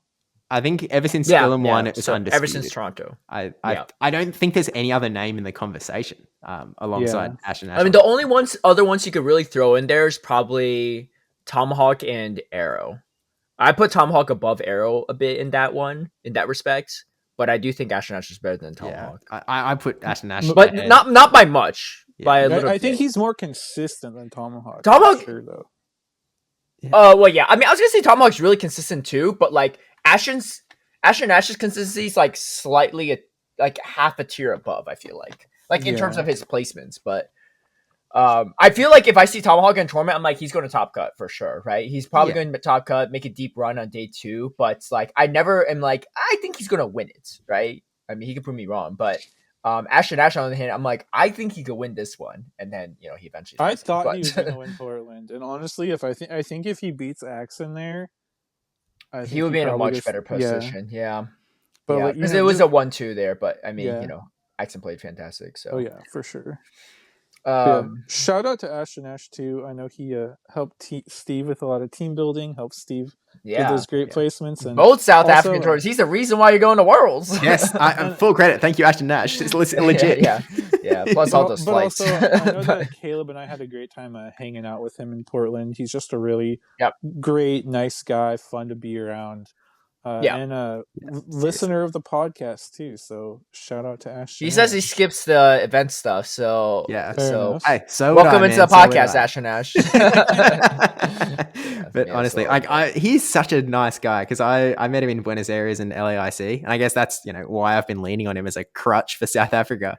But he's such a genuine guy. Here's the thing, though. You are kind of robbing Eomero here of some credit. Because, that's true. Yeah, because that's true. Because I talked to Ashton Ash, like, how do you come with your team? He's like, I don't. He's like, I get it from Eomero. So you're not even running Ashton Ash's team. You're running Eomero's team, but you're praising Ashton Ash. Yeah, that's true. This time, royalties here. This time, I didn't even know it was an Eomero team. So that's actually on Ashton Ash a little bit. You should just always assume it is because he said he never makes his own teams. Yeah, that's fair. But I think back in Joburg, it was a little more. I think it was a little more custom, maybe. No, I think at least for this one, it was. Wait, what was it a Shadow Primate one or no? It was a Shadow Primate one, but like he. Oh no, that was Eomero too. Yeah, no, but he sent me a few teams, and then because he wasn't like Ash and Ash wasn't playing at like that weekend or anything. So I think it was Well, he sent me a few and then built a new one. He actually, I think he cooked it himself. Maybe derivative off Eomero, but at least this one was. He got his like 2 like boxes of cards, and he was saving one for Eomero as like a thank you for all the team building help. So just again, all around great guy. Very very humble, very appreciative of those who help him too. So big Ash and Ash shout out. Win NIC. We also have. He's my pick. Please. For NAIC? Ooh, that's a hard one, though. To win it all? You got second last time. There's a lot of good... I know, but there's a lot of really good people at NAIC. Like, I wouldn't put my money on anyone. I'm just going to lose my money if I do that. I back my king. I mean, hey, I think he's a great player, too. And I don't think he doesn't not have a chance. But I think there's so many good players that we could easily have a first-time champion there, too. But for sure. I think it's going to be a toss-up for sure, but I think if I had to kind of imagine that meta, like a punch of Metang running around, like what is going on? If I had to like put my money on it, though, I would probably guess either Ashton Ash or Pocket. I think they're both great players and like have. Well, what about Elam? Elam's kind of nuts right now too. True.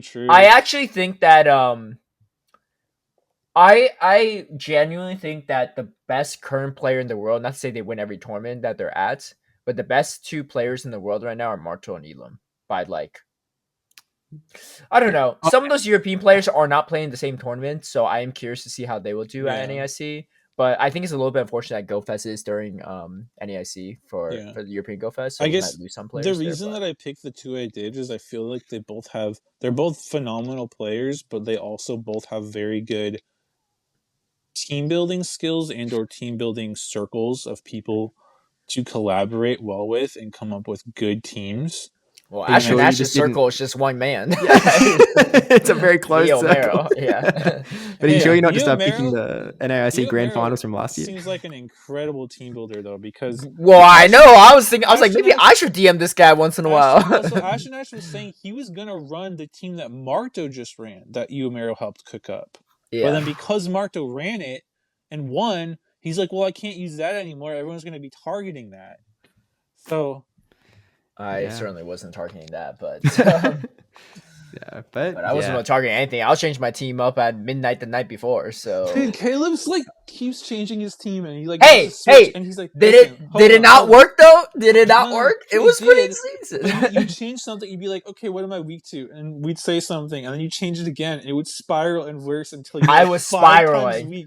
You're like I was 5 times spiraling weak to Friday like night. multiple Pokemon. I And was I'm like, if I I saw a Primeape, I'd lose the whole tournament. Like right off the. I mean, Galarian Corsa wrecked me from Boglish. By the way, like that Yeah. thing, I could have won the first game. I misplayed it, but game two, I just like I had no play into that thing. the That thing was funniest thing nuts. too is like Caleb's team was like usually like 3 or 4 Pokemon similar to what Ashton Ash was running, and I kept saying, just run Ashton Ash's team. Why are you not Yeah, running it? because my original team was like 3 Pokemon, maybe 4 Pokemon similar. I just kept tinkering back and forth, and then I didn't even plan this. At the end of the day, it was 5 Pokemon similar to Ash's Yeah. team. So I actually, in a way, feel like my team was slightly better though, because the Carbon gave me way more coverage into grass types, particularly Jumplove and fire types. Because Typhlosion would have been kind of annoying for Ashton Ash's team, but he just didn't really run into any. Because I think his team's only answer to Typhlosion Safe Swap is a Claydol. Otherwise, Typhlosion wins switch and beats everything else. Shields up. Yeah, but are you really gonna risk safe swapping a Typhlosion into a Claydol team? Some people will. What do you mean? But also, it makes you really predictable because then you have to bring Claydol into every Typhlosion team, right? You True. literally have to. Because that's how I felt against Boglish, where I had to bring Drapion into his team because I literally have no other counter to it. Credility to a degree with shields up, but like still.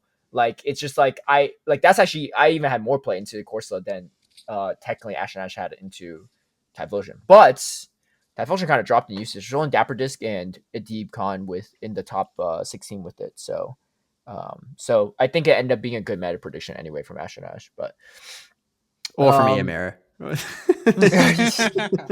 my apologies, Eomero. You're right. Yeah, Eomero. The honestly, the fact that he is the team builder for both Marto Galde and Ash really says a lot. Like that's actually like those are two of the best players in the circuit, and they go to him for advice. So he's like the guru of Yeah. PvP. Okay. Well, that being said, that is going to wrap up Portland too. I don't know if I qualify for Worlds off of that or not, but I will be casting NASC, so I won't play in any other further tournaments unless I go crazy and fly out to Bologna, like what Steve would probably consider. But Well, where are you at I, now? Hey, Like, you guys can share a hotel. well, I don't think Steve's going to Bologna. Well, yes or give me the yes or no, right? I ain't going. I'm no, not going like, to I didn't Bologna. lie. Yeah, see what I mean? So we need clarification. I looked at No, it. I mean, I I looked don't- at it. But no. You know what's funny Yeah. though? As Steve says that, his head is like covering up the left side of the South African flag, and so you just have the red, white, and green of that looks almost like an Italy flag for a second. Yeah, not this Trying time. to Not set up this some time. subtle messages. Okay, well, that being said, let's talk Oh, about. quickly, where does that Yeah. put you on the leaderboard, Caleb? Like you say, you're not sure if it's. I gonna was qualify. I was at 400 points on the dot, Yeah. and I think I got 160 from it. So it puts me at 560. So what is Okay. that? I think it's because I didn't do the calculation because all the people at Portland that were also on leaderboard also got points. So I didn't sure. actually sort it out. Yeah, okay. I guess I was just curious where it like roughly landed, like whether there was a world qualification chance or if it was like hard, like It's I would if I were to guess, I probably have like a 60 to 75% chance. Is my Okay. guess. It really It's just depends on how actually- people do at NAIC. Yeah, You know- actually, because You know who I'm rooting for at NAIC? Oh, I yeah, don't you're going to be in care like the about- 60s or something, or like the high Yeah. 50s. So Yeah, it's gonna be close. I don't care about my region though. I'm rooting for every European, Latam, APAC player at NAIC. Come get these trophies. I do hope the top 4 is NA, so we get some yeah, extra. exactly. SP That's the accounts. exact same thoughts that were But going through my head for Melbourne. outside of that though, Yeah, I outside was of like, that- Natan, well, Pasha, Susten, and Cedar, get as many points as you want. Yeah, Let an part of me was Australian thinking- win. we might get duplicate guaranteed invites, so it actually won't be that. Because like out of the people that are True. going, like I was like, Elam, Pocket, like Accent, they all have good chances of winning. Rise, right? There's so many of these players that already have invites, guaranteed invites, and they also have a good chance of winning it. So, Stub Muffins, so Ash and Ash, I'm looking at you too. You know, Ash and Ash has And, auto invite as well. Oh no, Ash and Ash is Latam though, so it doesn't even matter. Yeah, Oh, true, that's but he actually also worse has for the me. LAIC invite anyway, from top 4. Oh right. He's already auto Yeah, called. yeah. I mean, either way, he's not helping me. So yeah, exactly. but okay. Well, yeah. So we'll see I how feel that like goes. it's too much of a toss up to know because like it's different than like in Australia where you basically know who's going to NAIC or not. Like there's so many people going to NAIC from NA. Yeah. And like you don't know how they're gonna do. Like there's so many different point values they could get. Yeah. It's just kind of a total crapshoot. It was really easy to calculate for like Oceania for the most part, except for when you don't know that Steve is going to South Africa. That can throw your calculus out a little bit twice. But wait, like, Steve, wait. So did you lock in a LAIC travel award? Okay, so obviously we don't know where travel awards land right now. Like they haven't announced next season travel awards for ICs, so maybe they don't exist. But I'm currently like number 1. If that. Oh my gosh! Look, if you go to LIC, don't walk around with your phone out in your hand on the street. That's all I'm saying, right? Can't make that the mistake travel award will cover it, surely. Well, I mean, hey, Steve, with your Worlds qualification, I think the best news of that is unless you've already promised up your spectator passes, maybe you can give Kaz one of those. Hey, like absolutely. If Kaz wants one of my spectator passes, she's got it, like guaranteed. She's been needing a pass because she didn't get selected in the lottery. Yeah, lock it in. She's been hoping that a Worlds competitor. If you have an extra pass for someone else, a buddy of mine in LA can use it too. So I won't give them both away quite yet, just in case. But I know I might get a pass, but there's like a friend's like coworker's like daughter wants to go to. I promise too many people will pass if I get it. So we'll see. We'll see how it goes. But Kaz, you're coming at the very least. So lock it in. Okay. All right. Okay. So let's talk about your qualification at Durban because that was a surprise. Yeah. So so the backstory is, so I go to Johannesburg. I come second. I get 325 points. Previous to Johannesburg, I had no intention of qualifying for Worlds. I was like even last year when I sort of went to LAIC and stuff, like I knew that I wouldn't be in with a shot for a Worlds qualification. Like, maybe I was in with a shot for a travel award, maybe, because there weren't any Australian regionals. But I wasn't going to qualify for Worlds because I wasn't going to play any of the Oceanic regionals. That was just like how the points were going to land, unless I made it a crazy run, which I wasn't predicting because it would be dumb to predict. It's just not where my skill level is at. So I go to Johannesburg, get 325, and I'm eyeing up the leaderboard, and I'm like, all of a sudden, this is possible. Like, I'm only sitting on 100 local points. I can sort of get some locals, get some tournaments, whatever. The problem is that there's only a month left in the season. So there's not a lot of locals. Me and Debbie Pebble sort of go through with the sort of spreadsheets and find every local left in Australia in the Oceanic region. So they'll be like, okay, like where could I go for double cups and whatnot? And so I sort of work out, okay, there's 2 ways to qualify here. Well, there's 3 ways to qualify. Number 1, go to Durban and succeed. That just locks in on the spot. Number 2, farm up some local points and hope that, Melbourne just works out in my favor in that, an Australian wins to get an extra invite and the people below me don't do very well. And it just mathematically works out, which to be fair, it came close. It came close. I needed 2 things to happen. And I needed 3 things to happen. 2 of them happened. So it didn't quite work out. And number 3 was local points plus top 128 NAIC. So any of these 3 things could have happened and it would have been great. Melbourne out. locals, I went to Auckland the week before Melbourne, picked up 95 championship points, which set up the fact that top 128 at NAIC would be possible. So I was like, look, I'm going to have 2 shots here. I'm going to go to Durban. We'll see how it goes. And if Durban fails, we have a backup. NAIC is a backup. So I go to Durban. I got the Slowpoke onesie for you, so. Oh, yeah. I need it for NAIC, right? You either do that or you skip NAIC and wear at Worlds. True. Yeah, we've got some bets to catch up on, I guess. So this entire time, there's only one person on the registration list for South Africa, which is a South African local. So I'm like, well, if I only have to beat one guy, and it's no guarantee because this guy, Divishan, like he's actually good. Like he's been on the leaderboard. He's like, a multi-season legend player. Like he plays like grassroots show 6 as well. Like he was top 20 on the Devon leaderboard and stuff. So like he's, he isn't an easy win. But I was like, if I only have to beat one guy, then maybe. But also then, as sort of mentioned before, it turns out there is that rule where you need 4 people for a tournament to run. So I was like, oh, heck, hoping that we could just farm people in and it would be fine. And then it's a guaranteed top 2 and it's happy days. So I rock up, and then I see a SoCal Swablu jersey. I'm like, what is that? Wait. And so it's the Billy Bravebird, who hasn't played a lot. Like, to be honest, he's like barely played this season. He was at Sacramento, and because I remember because we were chatting and stuff, and he was registered for Portland because he's from NorCal, which is like $100-something flight to Portland. So I was like, wait. Oh wait, no, because he went to Durban. Yeah, crazy. He didn't go. I forgot that it was the same weekend for a sec.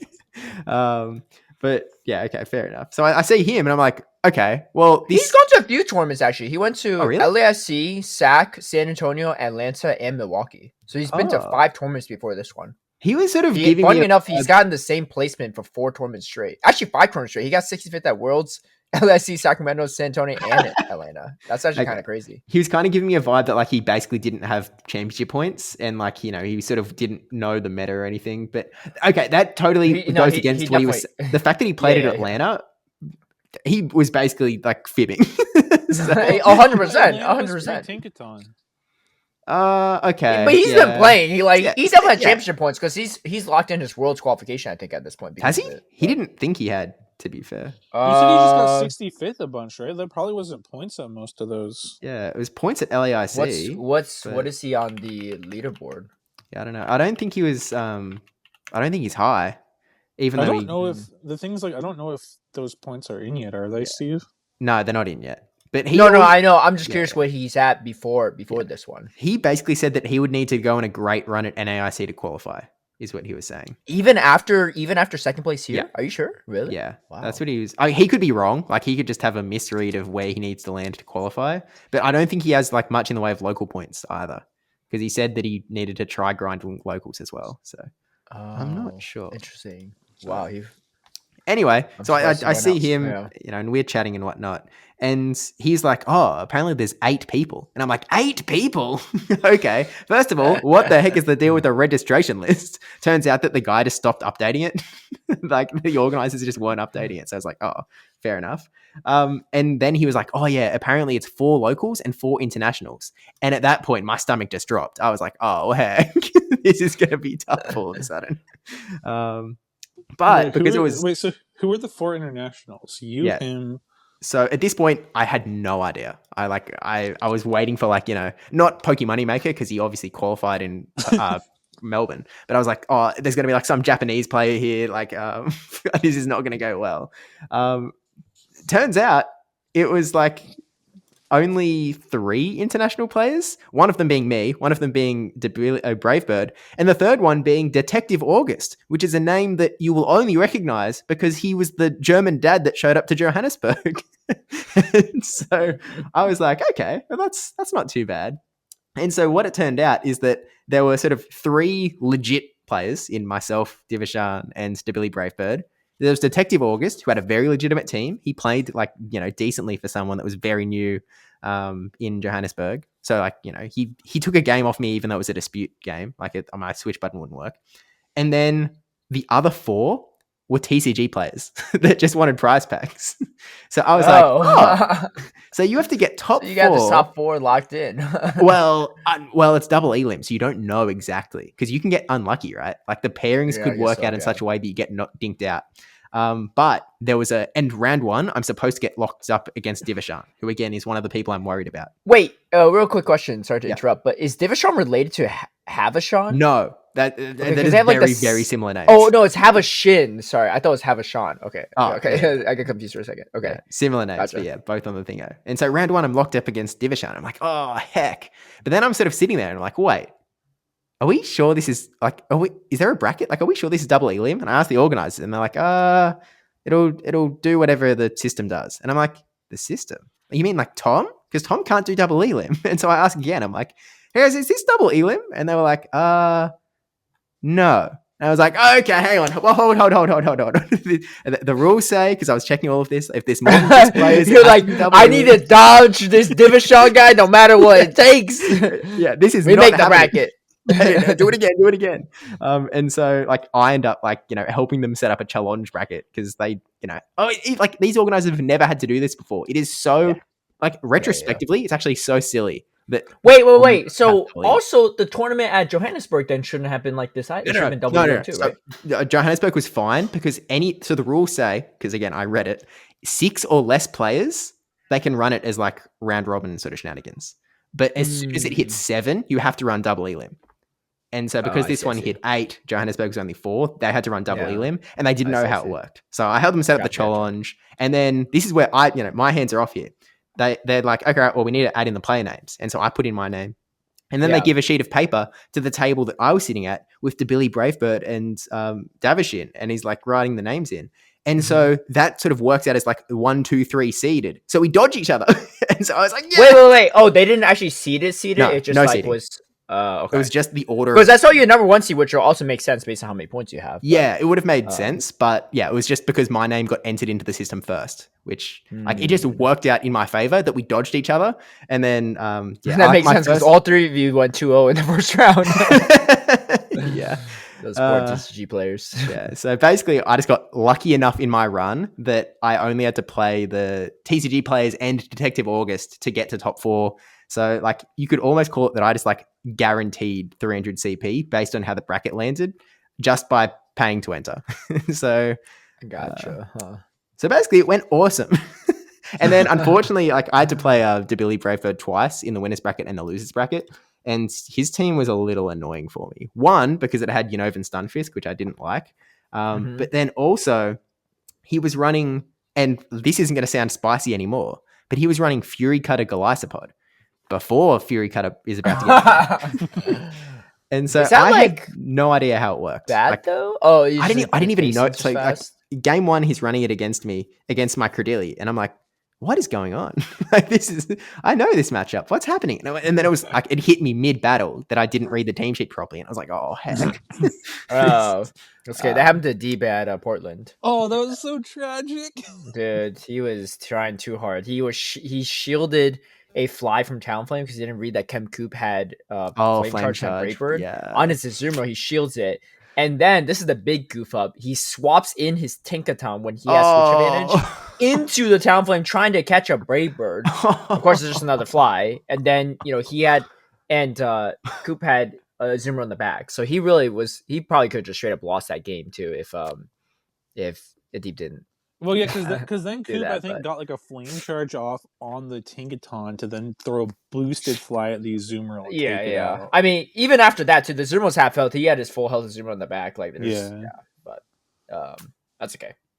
Things like that happen. Wait, do you know if Billy's last name is Teller? Is his name Billy Teller? I've got no clue. Actually, I've got photos of everyone's team sheets because I sent it all to Dracoviz. They haven't made the graphic yet, but I'm just looking at the leaderboards because I just realized I was like, oh, his name's probably not the Billy Braybird on here, so I actually don't know. But there's a Billy Teller here with 32 points. So if that's the case, then that would make a lot of sense, actually. 32 points.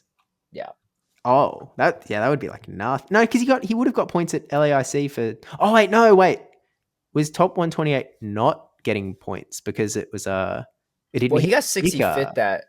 Was it? No, it he might have just been- went 2-2. There's no. I don't think he would have got points there either. Well, it for- depends Yeah, what you're right. kicker LAIC hit, but I I think think I don't. I don't think think it was we top had the 64. kicker. I think you're right, actually. Yeah. I don't think we had the kicker because otherwise, I know I didn't get points, and I had a similar record. No, that is definitely not his name. Oh, his, okay. his name's not Billy. Oh, it's not. Nah. Do you mind sharing the first name? Yeah. Or? I'm just trying to see if I His- can find out the leaderboard. Let me send you the screenshot of the. Oh, team. yeah. That's a little better too because we don't want to dox him if he Yeah, doesn't. want in case he's to know. keeping his name private, which hey, I would know something about that. So I mean, his username is completely different from his actual name, so that would be a possibility. yeah, so. crazy. Okay, I just sent it to the chat, the team sheet.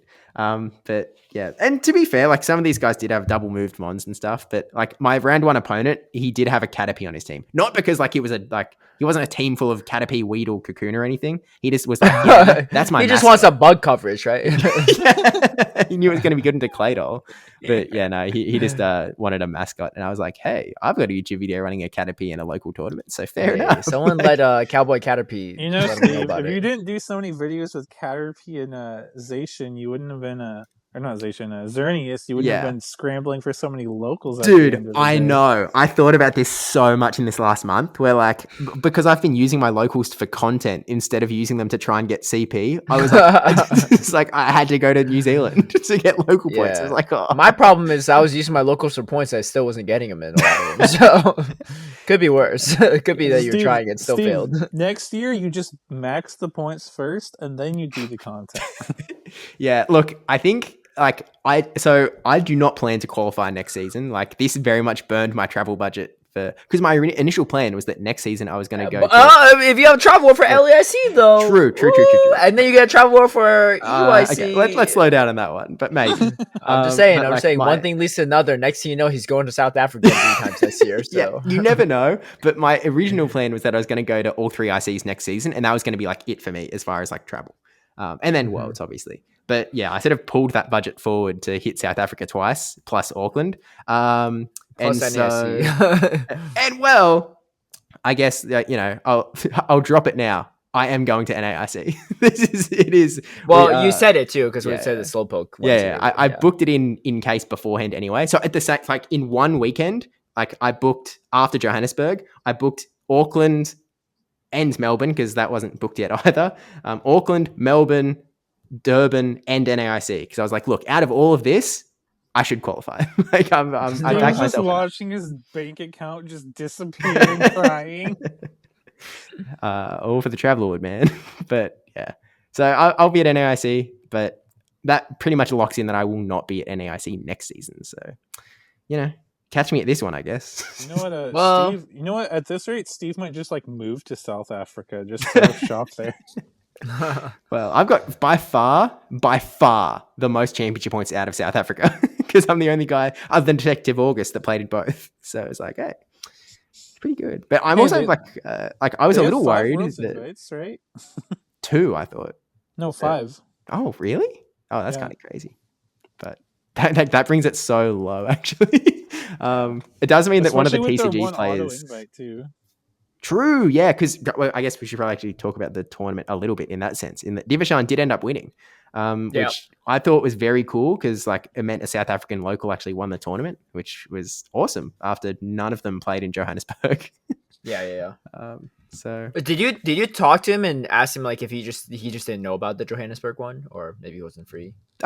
we talked a lot, but that actually didn't come up. Yeah, I was just curious why there weren't any South Africans that Um, went to the other one. But I think maybe- he was doing something to do with his job/study. I think. Oh, okay. Gotcha. And a similar reason, like he might not get to Worlds for similar reasons. We'll see.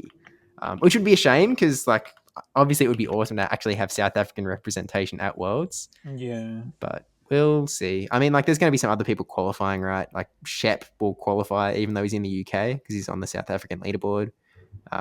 So maybe not. We'll find out. But yeah, Billy Bravebird was definitely hoping for a first place finish, and the fact that like a second place might like mean that he doesn't qualify for World still is like, I don't know, man.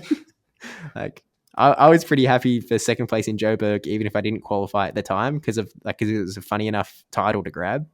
But I don't know how he feels about a second place.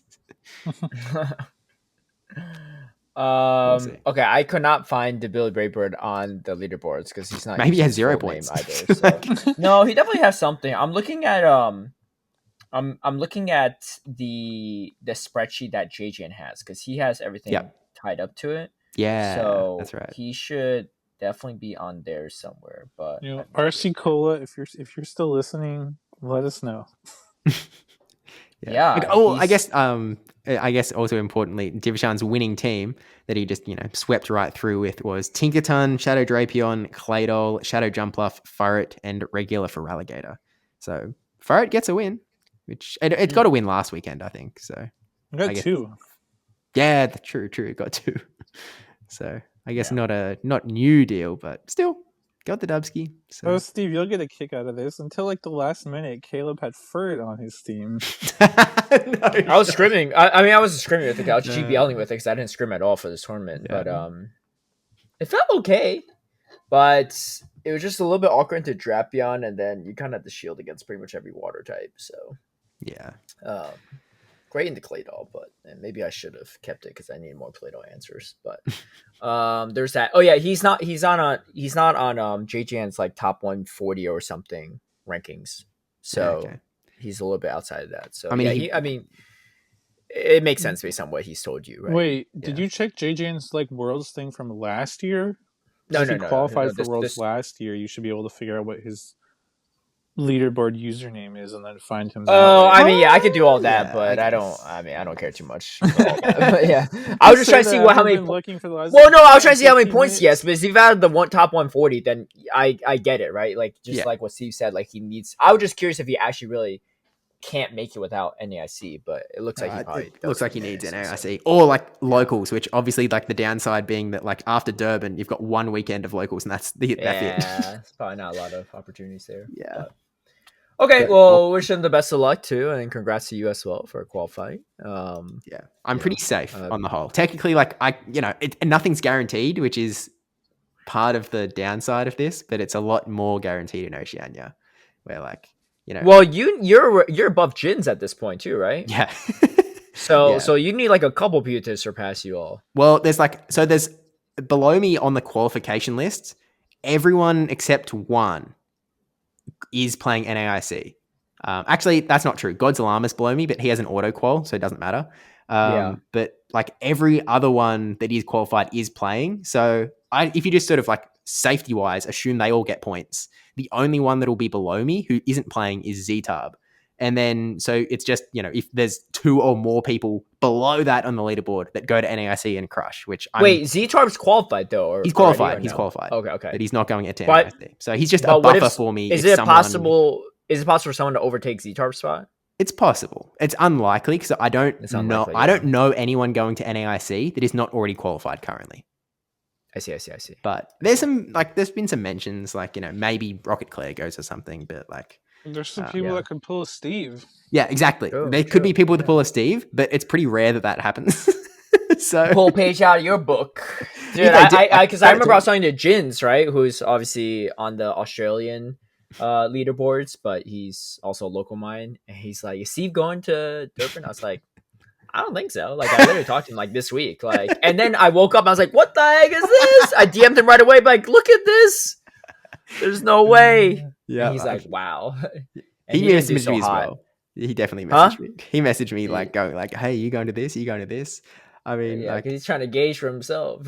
He's now the bot. He's now the very last spot, right, at the moment. Yeah, he's at the bottom. So I mean, he's going to NAIC, and he's going to NAIC. So I mean, he went to Portland, didn't too hot. He got because I told him was killing me. So, I literally told him on Friday. I looked at his team, right, and look, I'm friends with him, so I'm looking out for him, right? I'm not just saying it to say it. I was like, dude, your team is way too weak to freaking Claydol. Like, I don't understand. And he's okay. Let's pull up his team. You want to know why I know his team? Because it's Pokemon Moneymaker's team.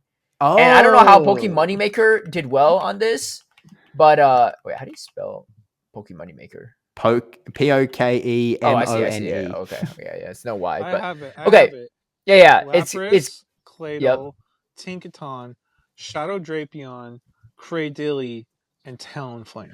You could literally safe swap Claydol into this comp and be okay. Yeah, the only Claydol counter is like Dilly, and that's not even that good of a counter swap. No. No, and you could easily avoid the daily. You have like one actual answer to it, and it's not even that like hard of an answer to Clay Doll, and Yeah, like you so just like have no yeah, so neutral so play. Jin's is like after he like gets knocked out, he goes 0-2. He's like Yep. complaining. He's oh like every game I lost, I got my Drapion or my Tinkaton locked against a Claydol, and I'm like, Yeah, well that yeah. sucks. But I was like, oh like I like when he says it, I assume like oh he has like maybe like two good like Claydol answers and a couple neutral matchups, and it's like a little unfortunate. But then when he's like telling us his team, we're like, dude, like, what are you talking about? Like, of I told course you're this gonna get man. locked against Claydol. You had no Claydol answers. I Like, told him on Friday not to do this, and he still didn't listen. And then he's like, "Oh, like I was like." So not only that, if you look at his team, he has one answer to Typhlosion. If you say swap Typhlosion here, it beats literally everything on this team except for Claydol. Again, You Pokemon just Maker win literally Typhlosion. beat in the grand finals a Claydol and a I Typhlosion. know, I know, Before I know. that, he I have beat a no idea Typhlosion. how. Before that, actually, he beat two. I Well, he beat Elcav twice with Claydol Typhlosion, yeah, and I he have beat no idea Sustenance Eater how. with Claydol. Yeah, but So, that shouldn't be possible. Honestly. I I feel don't like, know. Like it's I mean it's like crazy that he pulled it off, but like just you're just playing hard mode there. I okay, feel like I mean watch back those are the Melbourne. Alcava only didn't bring actually. Claydol as much as he should have. But in fairness, like, though, I Yeah, know that was a long day and everyone was just, like, exhausted and, like, probably wasn't yeah, playing to their, like, absolute, like, Not at max all. potential. Yeah, I mean, he was yeah. leaning into Typhlosion, and Pokemon Maker was just able to get around it. They I definitely mean, need to make those Aussie regionals 2 days, in my opinion. for a Spread it player out so standpoint, it's yeah. I But mean but also it's for good like and bad. I streaming kind of judge like that. standpoint too. I feel like if you could fit it all in one day, it's better having one day. But it's That's like a my take. long. It's like what, like a 9 hour day or something, Yeah, I right? know, the but problem I was mean, this was feedback that all of the players were giving in like the top six is like the number of misplays was increasing, and just because of like fatigue, which is like I don't know if you want that in the top six, to be yeah. honest. Like, But I mean, it's good and bad, right? Because me personally, I hate that you have a whole day where you could just prep against your opponent's team and yeah, stuff. that's Because true. it kind of takes away from some of the, I don't know, like in the moment thing, Yeah, right? it Like helps people that have a good network around them rather than that necessarily the too. best That player. too. No, that too. I think obviously like if you could play a tournament where you don't take a break and you just play every match back to back to back, that'd be great too, right? Yeah, Because then just like you don't have downtime, you're just playing and playing. But obviously that's not possible. But I actually kind of like the 1 day ones. You know, I kind of think it's neat because you just face each opponent and you take a look at their sheet and you just play right then and there, no like extra prep around it and whatever, right? Obviously if you're watching them on stream, like maybe you have a little bit extra info, so maybe that's not fully fair, but part of me kind of enjoys the fact that if you could like especially these smaller tournaments, like less participation, like if you could fit it in 1 day, it's like kind of yeah. nice, but Conceptually, I I get actually it. really like it, and it's also like Yeah, I nice get the in a fatigue aspect, but I'm yeah. always super tired on day two. I either way, even when I make day two, so like it doesn't really. I was super tired, Yeah. but that Well, was no, probably because our back in hotel room is like right next to a train track. That's a whole different story. But that helps. But back in Sydney 2023, Agent Magikarp won it, and it was a terrible tournament in that, like the start time was delayed by like 3.5 hours. There were like tons of there were bracket issues, there was everything issues, so we didn't start until literally like 12:30. And then the tournament, they would decide this is going to be a 1 day event. We are not stretching this into a second day, and so it runs till like 8 p.m. or something.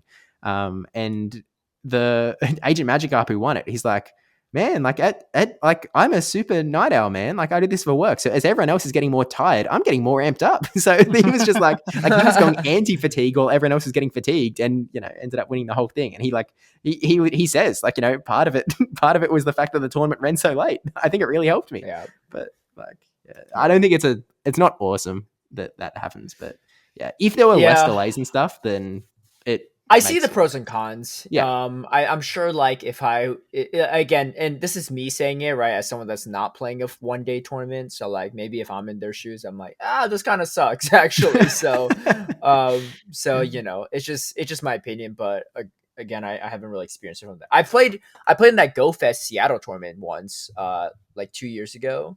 Or 3 years ago, actually, at this point in 2022, and that was like a full day thing. And I went to a loose bracket pretty early, so I had to like play like It was a couple hours. Like people left. Like I remember Kaiser just left. Like he was like top 3 or top 4, whatever. He just didn't even want to play the losers final. He just left because he's so tired, right? So I get it because he's from the East Coast and it's like 1 a.m., 2 a.m. in West Coast time by then. So I can see why was not a fan of that. But okay, so that's gonna do it for the championship series stuff. Oh, We'll see.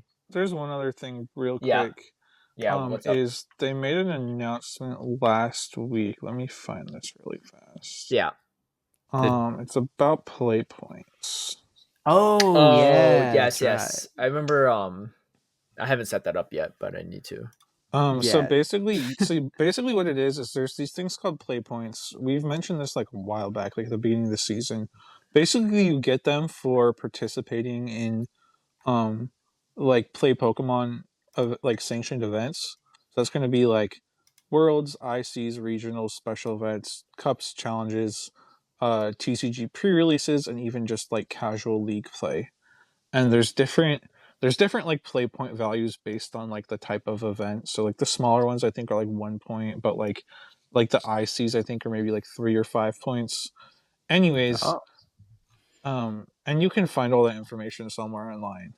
But somewhere. basically, I don't know where. I think, anyways, I think it's like in these announcements about them. You can find the info. But basically, play points are used as a tiebreaker if 2 people are tied on championship points. And so you basically have to go in by June 20th and select which game you want to allocate your play points towards. So presumably all of us would be picking Go. Because it's like you can get play points from playing like VG and TCG events as well. Oh wait, but they go towards Go? If you pick Go, then it all goes towards Go. Oh, that's what I was saying, because you get points from doing like TCG pre-releases and stuff. Okay. You have to pick which one game you want to allocate all your points towards to use as tiebreakers. Right. Because I'm really high on the Oceanic leaderboard, and I was like, I don't know if like I should be this high, but it makes sense if like even TCG stuff like goes in. Like, for play points? You mean for play points? Yeah, right? for play points. Yeah. Because you've done some TCG events too, I know. So yeah.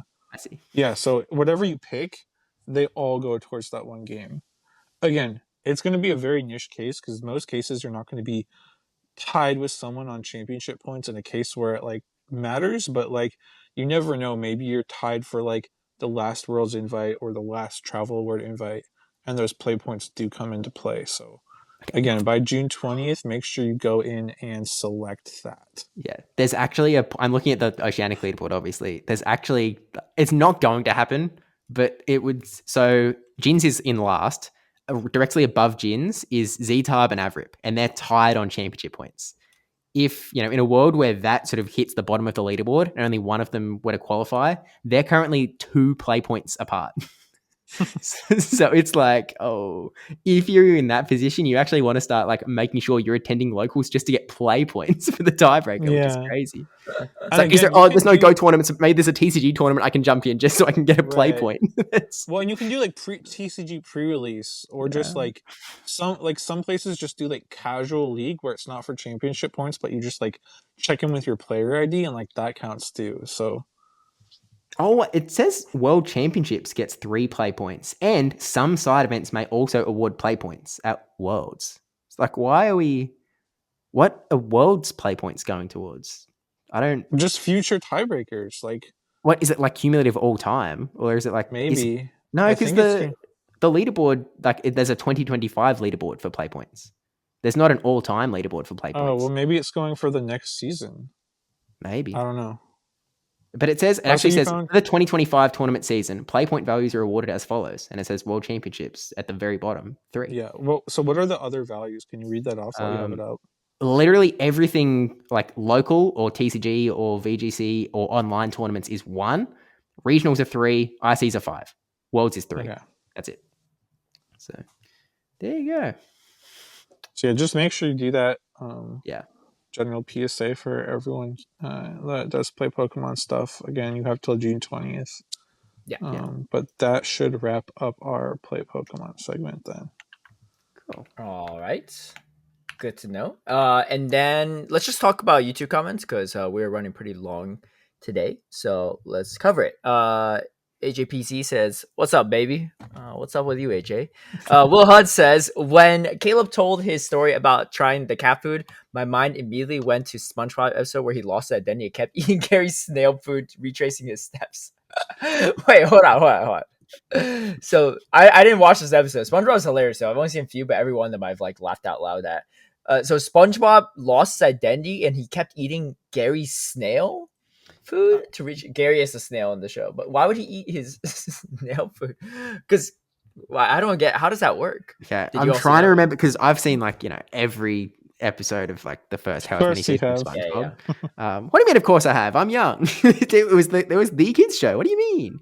What do you mean you're young? You're probably like the same age as Tristan, no? No, it's not. How old are you, old are you? Tristan? I'm 30.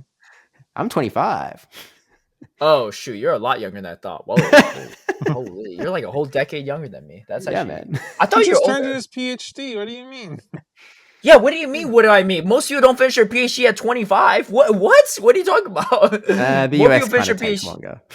The US how long- PhDs are like 7-8 years or something like that. It's No, it's like usually like if you're doing full time, it's usually like five yeah, to 6. yeah, sure. But he 4 also if like you're really fast.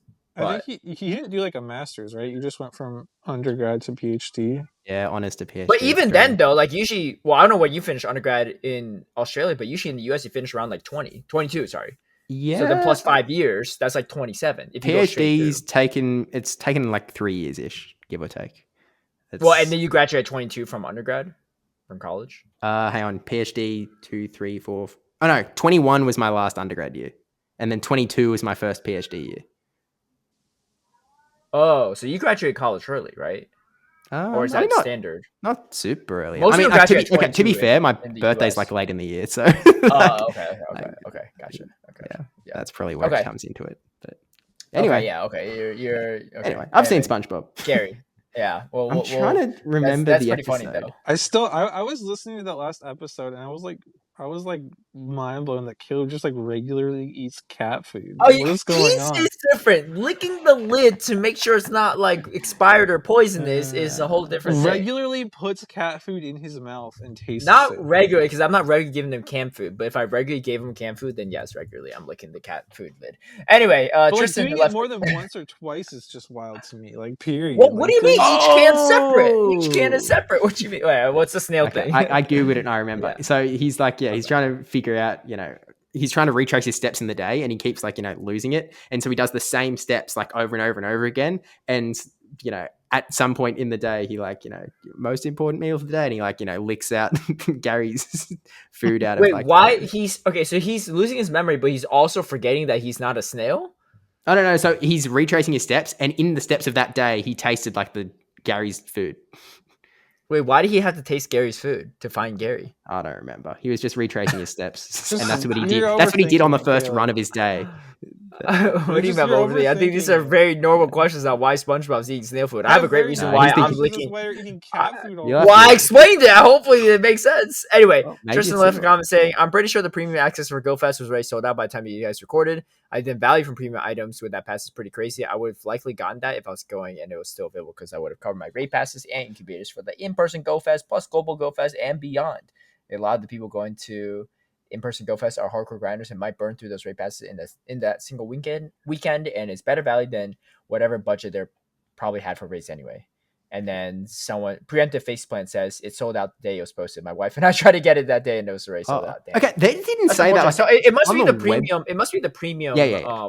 Bath pass that has to limit it, and maybe the pins too. But I thought. wow, that- I guess they're going to do that more then. Yeah, there was nothing on the website that sort of indicated it being sold out. Like we were going through the thingo and there wasn't anything on there. So unless you had to like click the link to buy it and then be like, oh, sorry, there's none. Yeah, It's Like, probably what you just said because I just know I saw people talking about it and they were like, "We're excited about it," and then someone else was Yeah. like, "Oh, it's already sold out." Yeah, because it's a great deal. Yeah. Oh well, rip.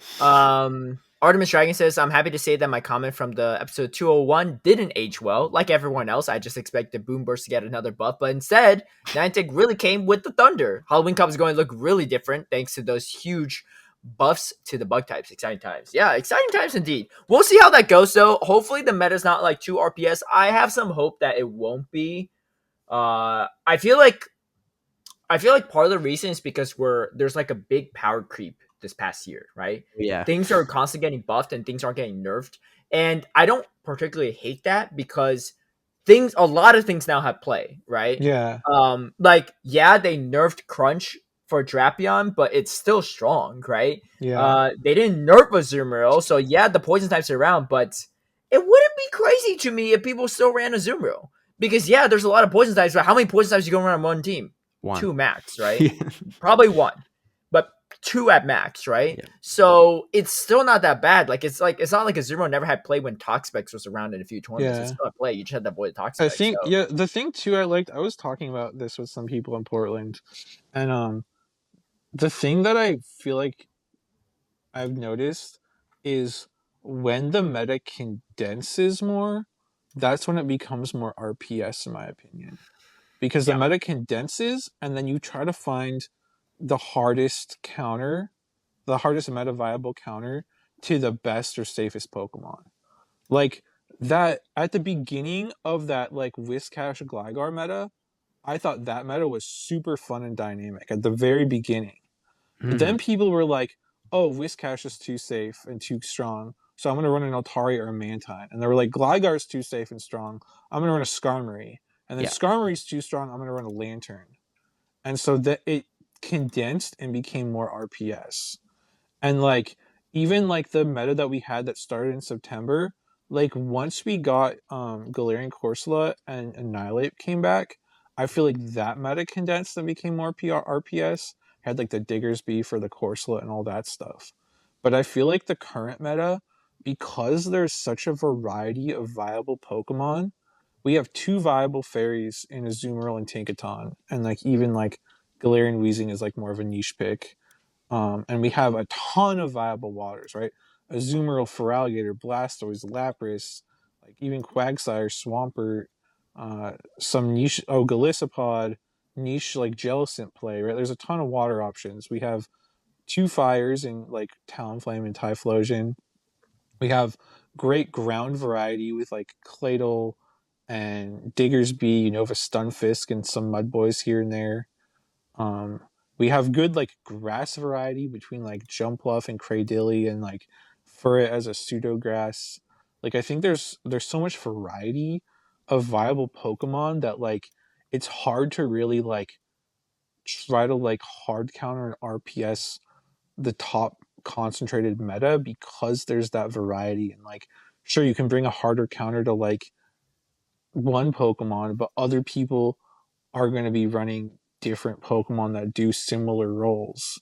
And so I feel like that's why the meta has been not as like sure there's still some RPS here and there, but for the most part, I feel like things have been more dynamic because there's such a variety. Like the top meta itself has a lot more viable Pokemon than we've ever had before. And then the list of like usable like niche slash spice picks slash anti-meta picks probably ends up being like if you add all those together is like 30-40 Pokemon, I feel like. And so like the pool of viable Pokemon is just so much bigger that I think it's harder to like really go to RPS something because there's just a lot of options.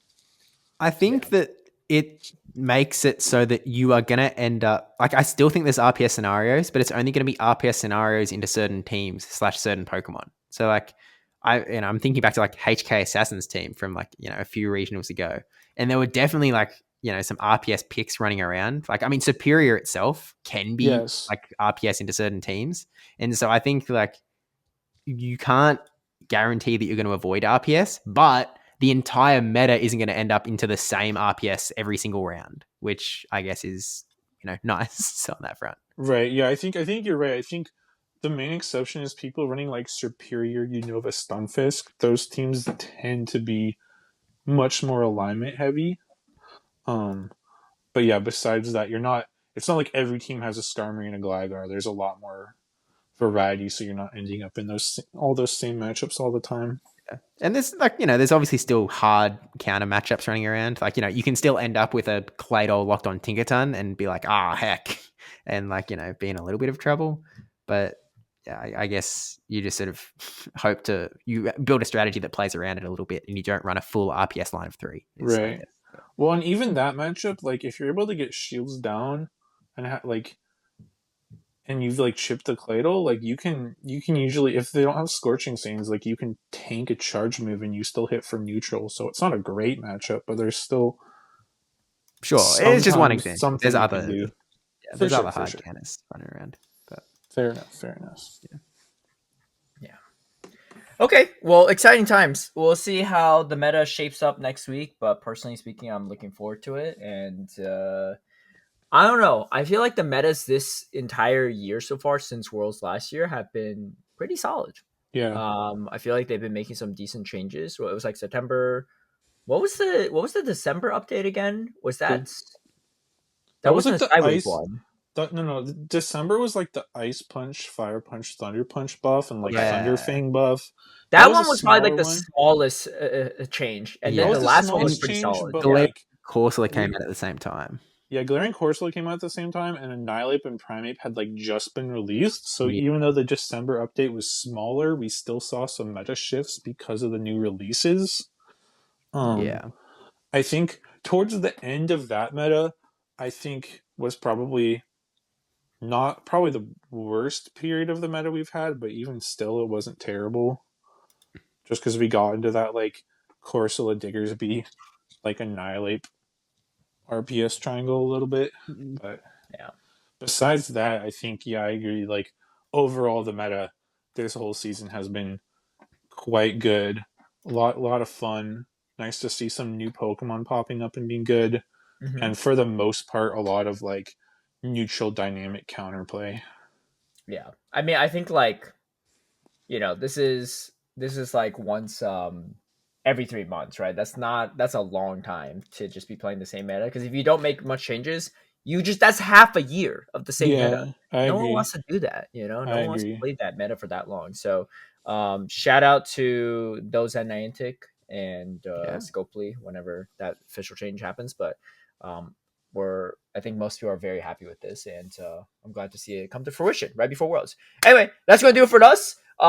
Thanks all for tuning in. I'm glad, dude. This has been a good week, man. We Steve qualified for Worlds. And I guess you'll some see points at you'll see Portland. all 4 of us at NAIC.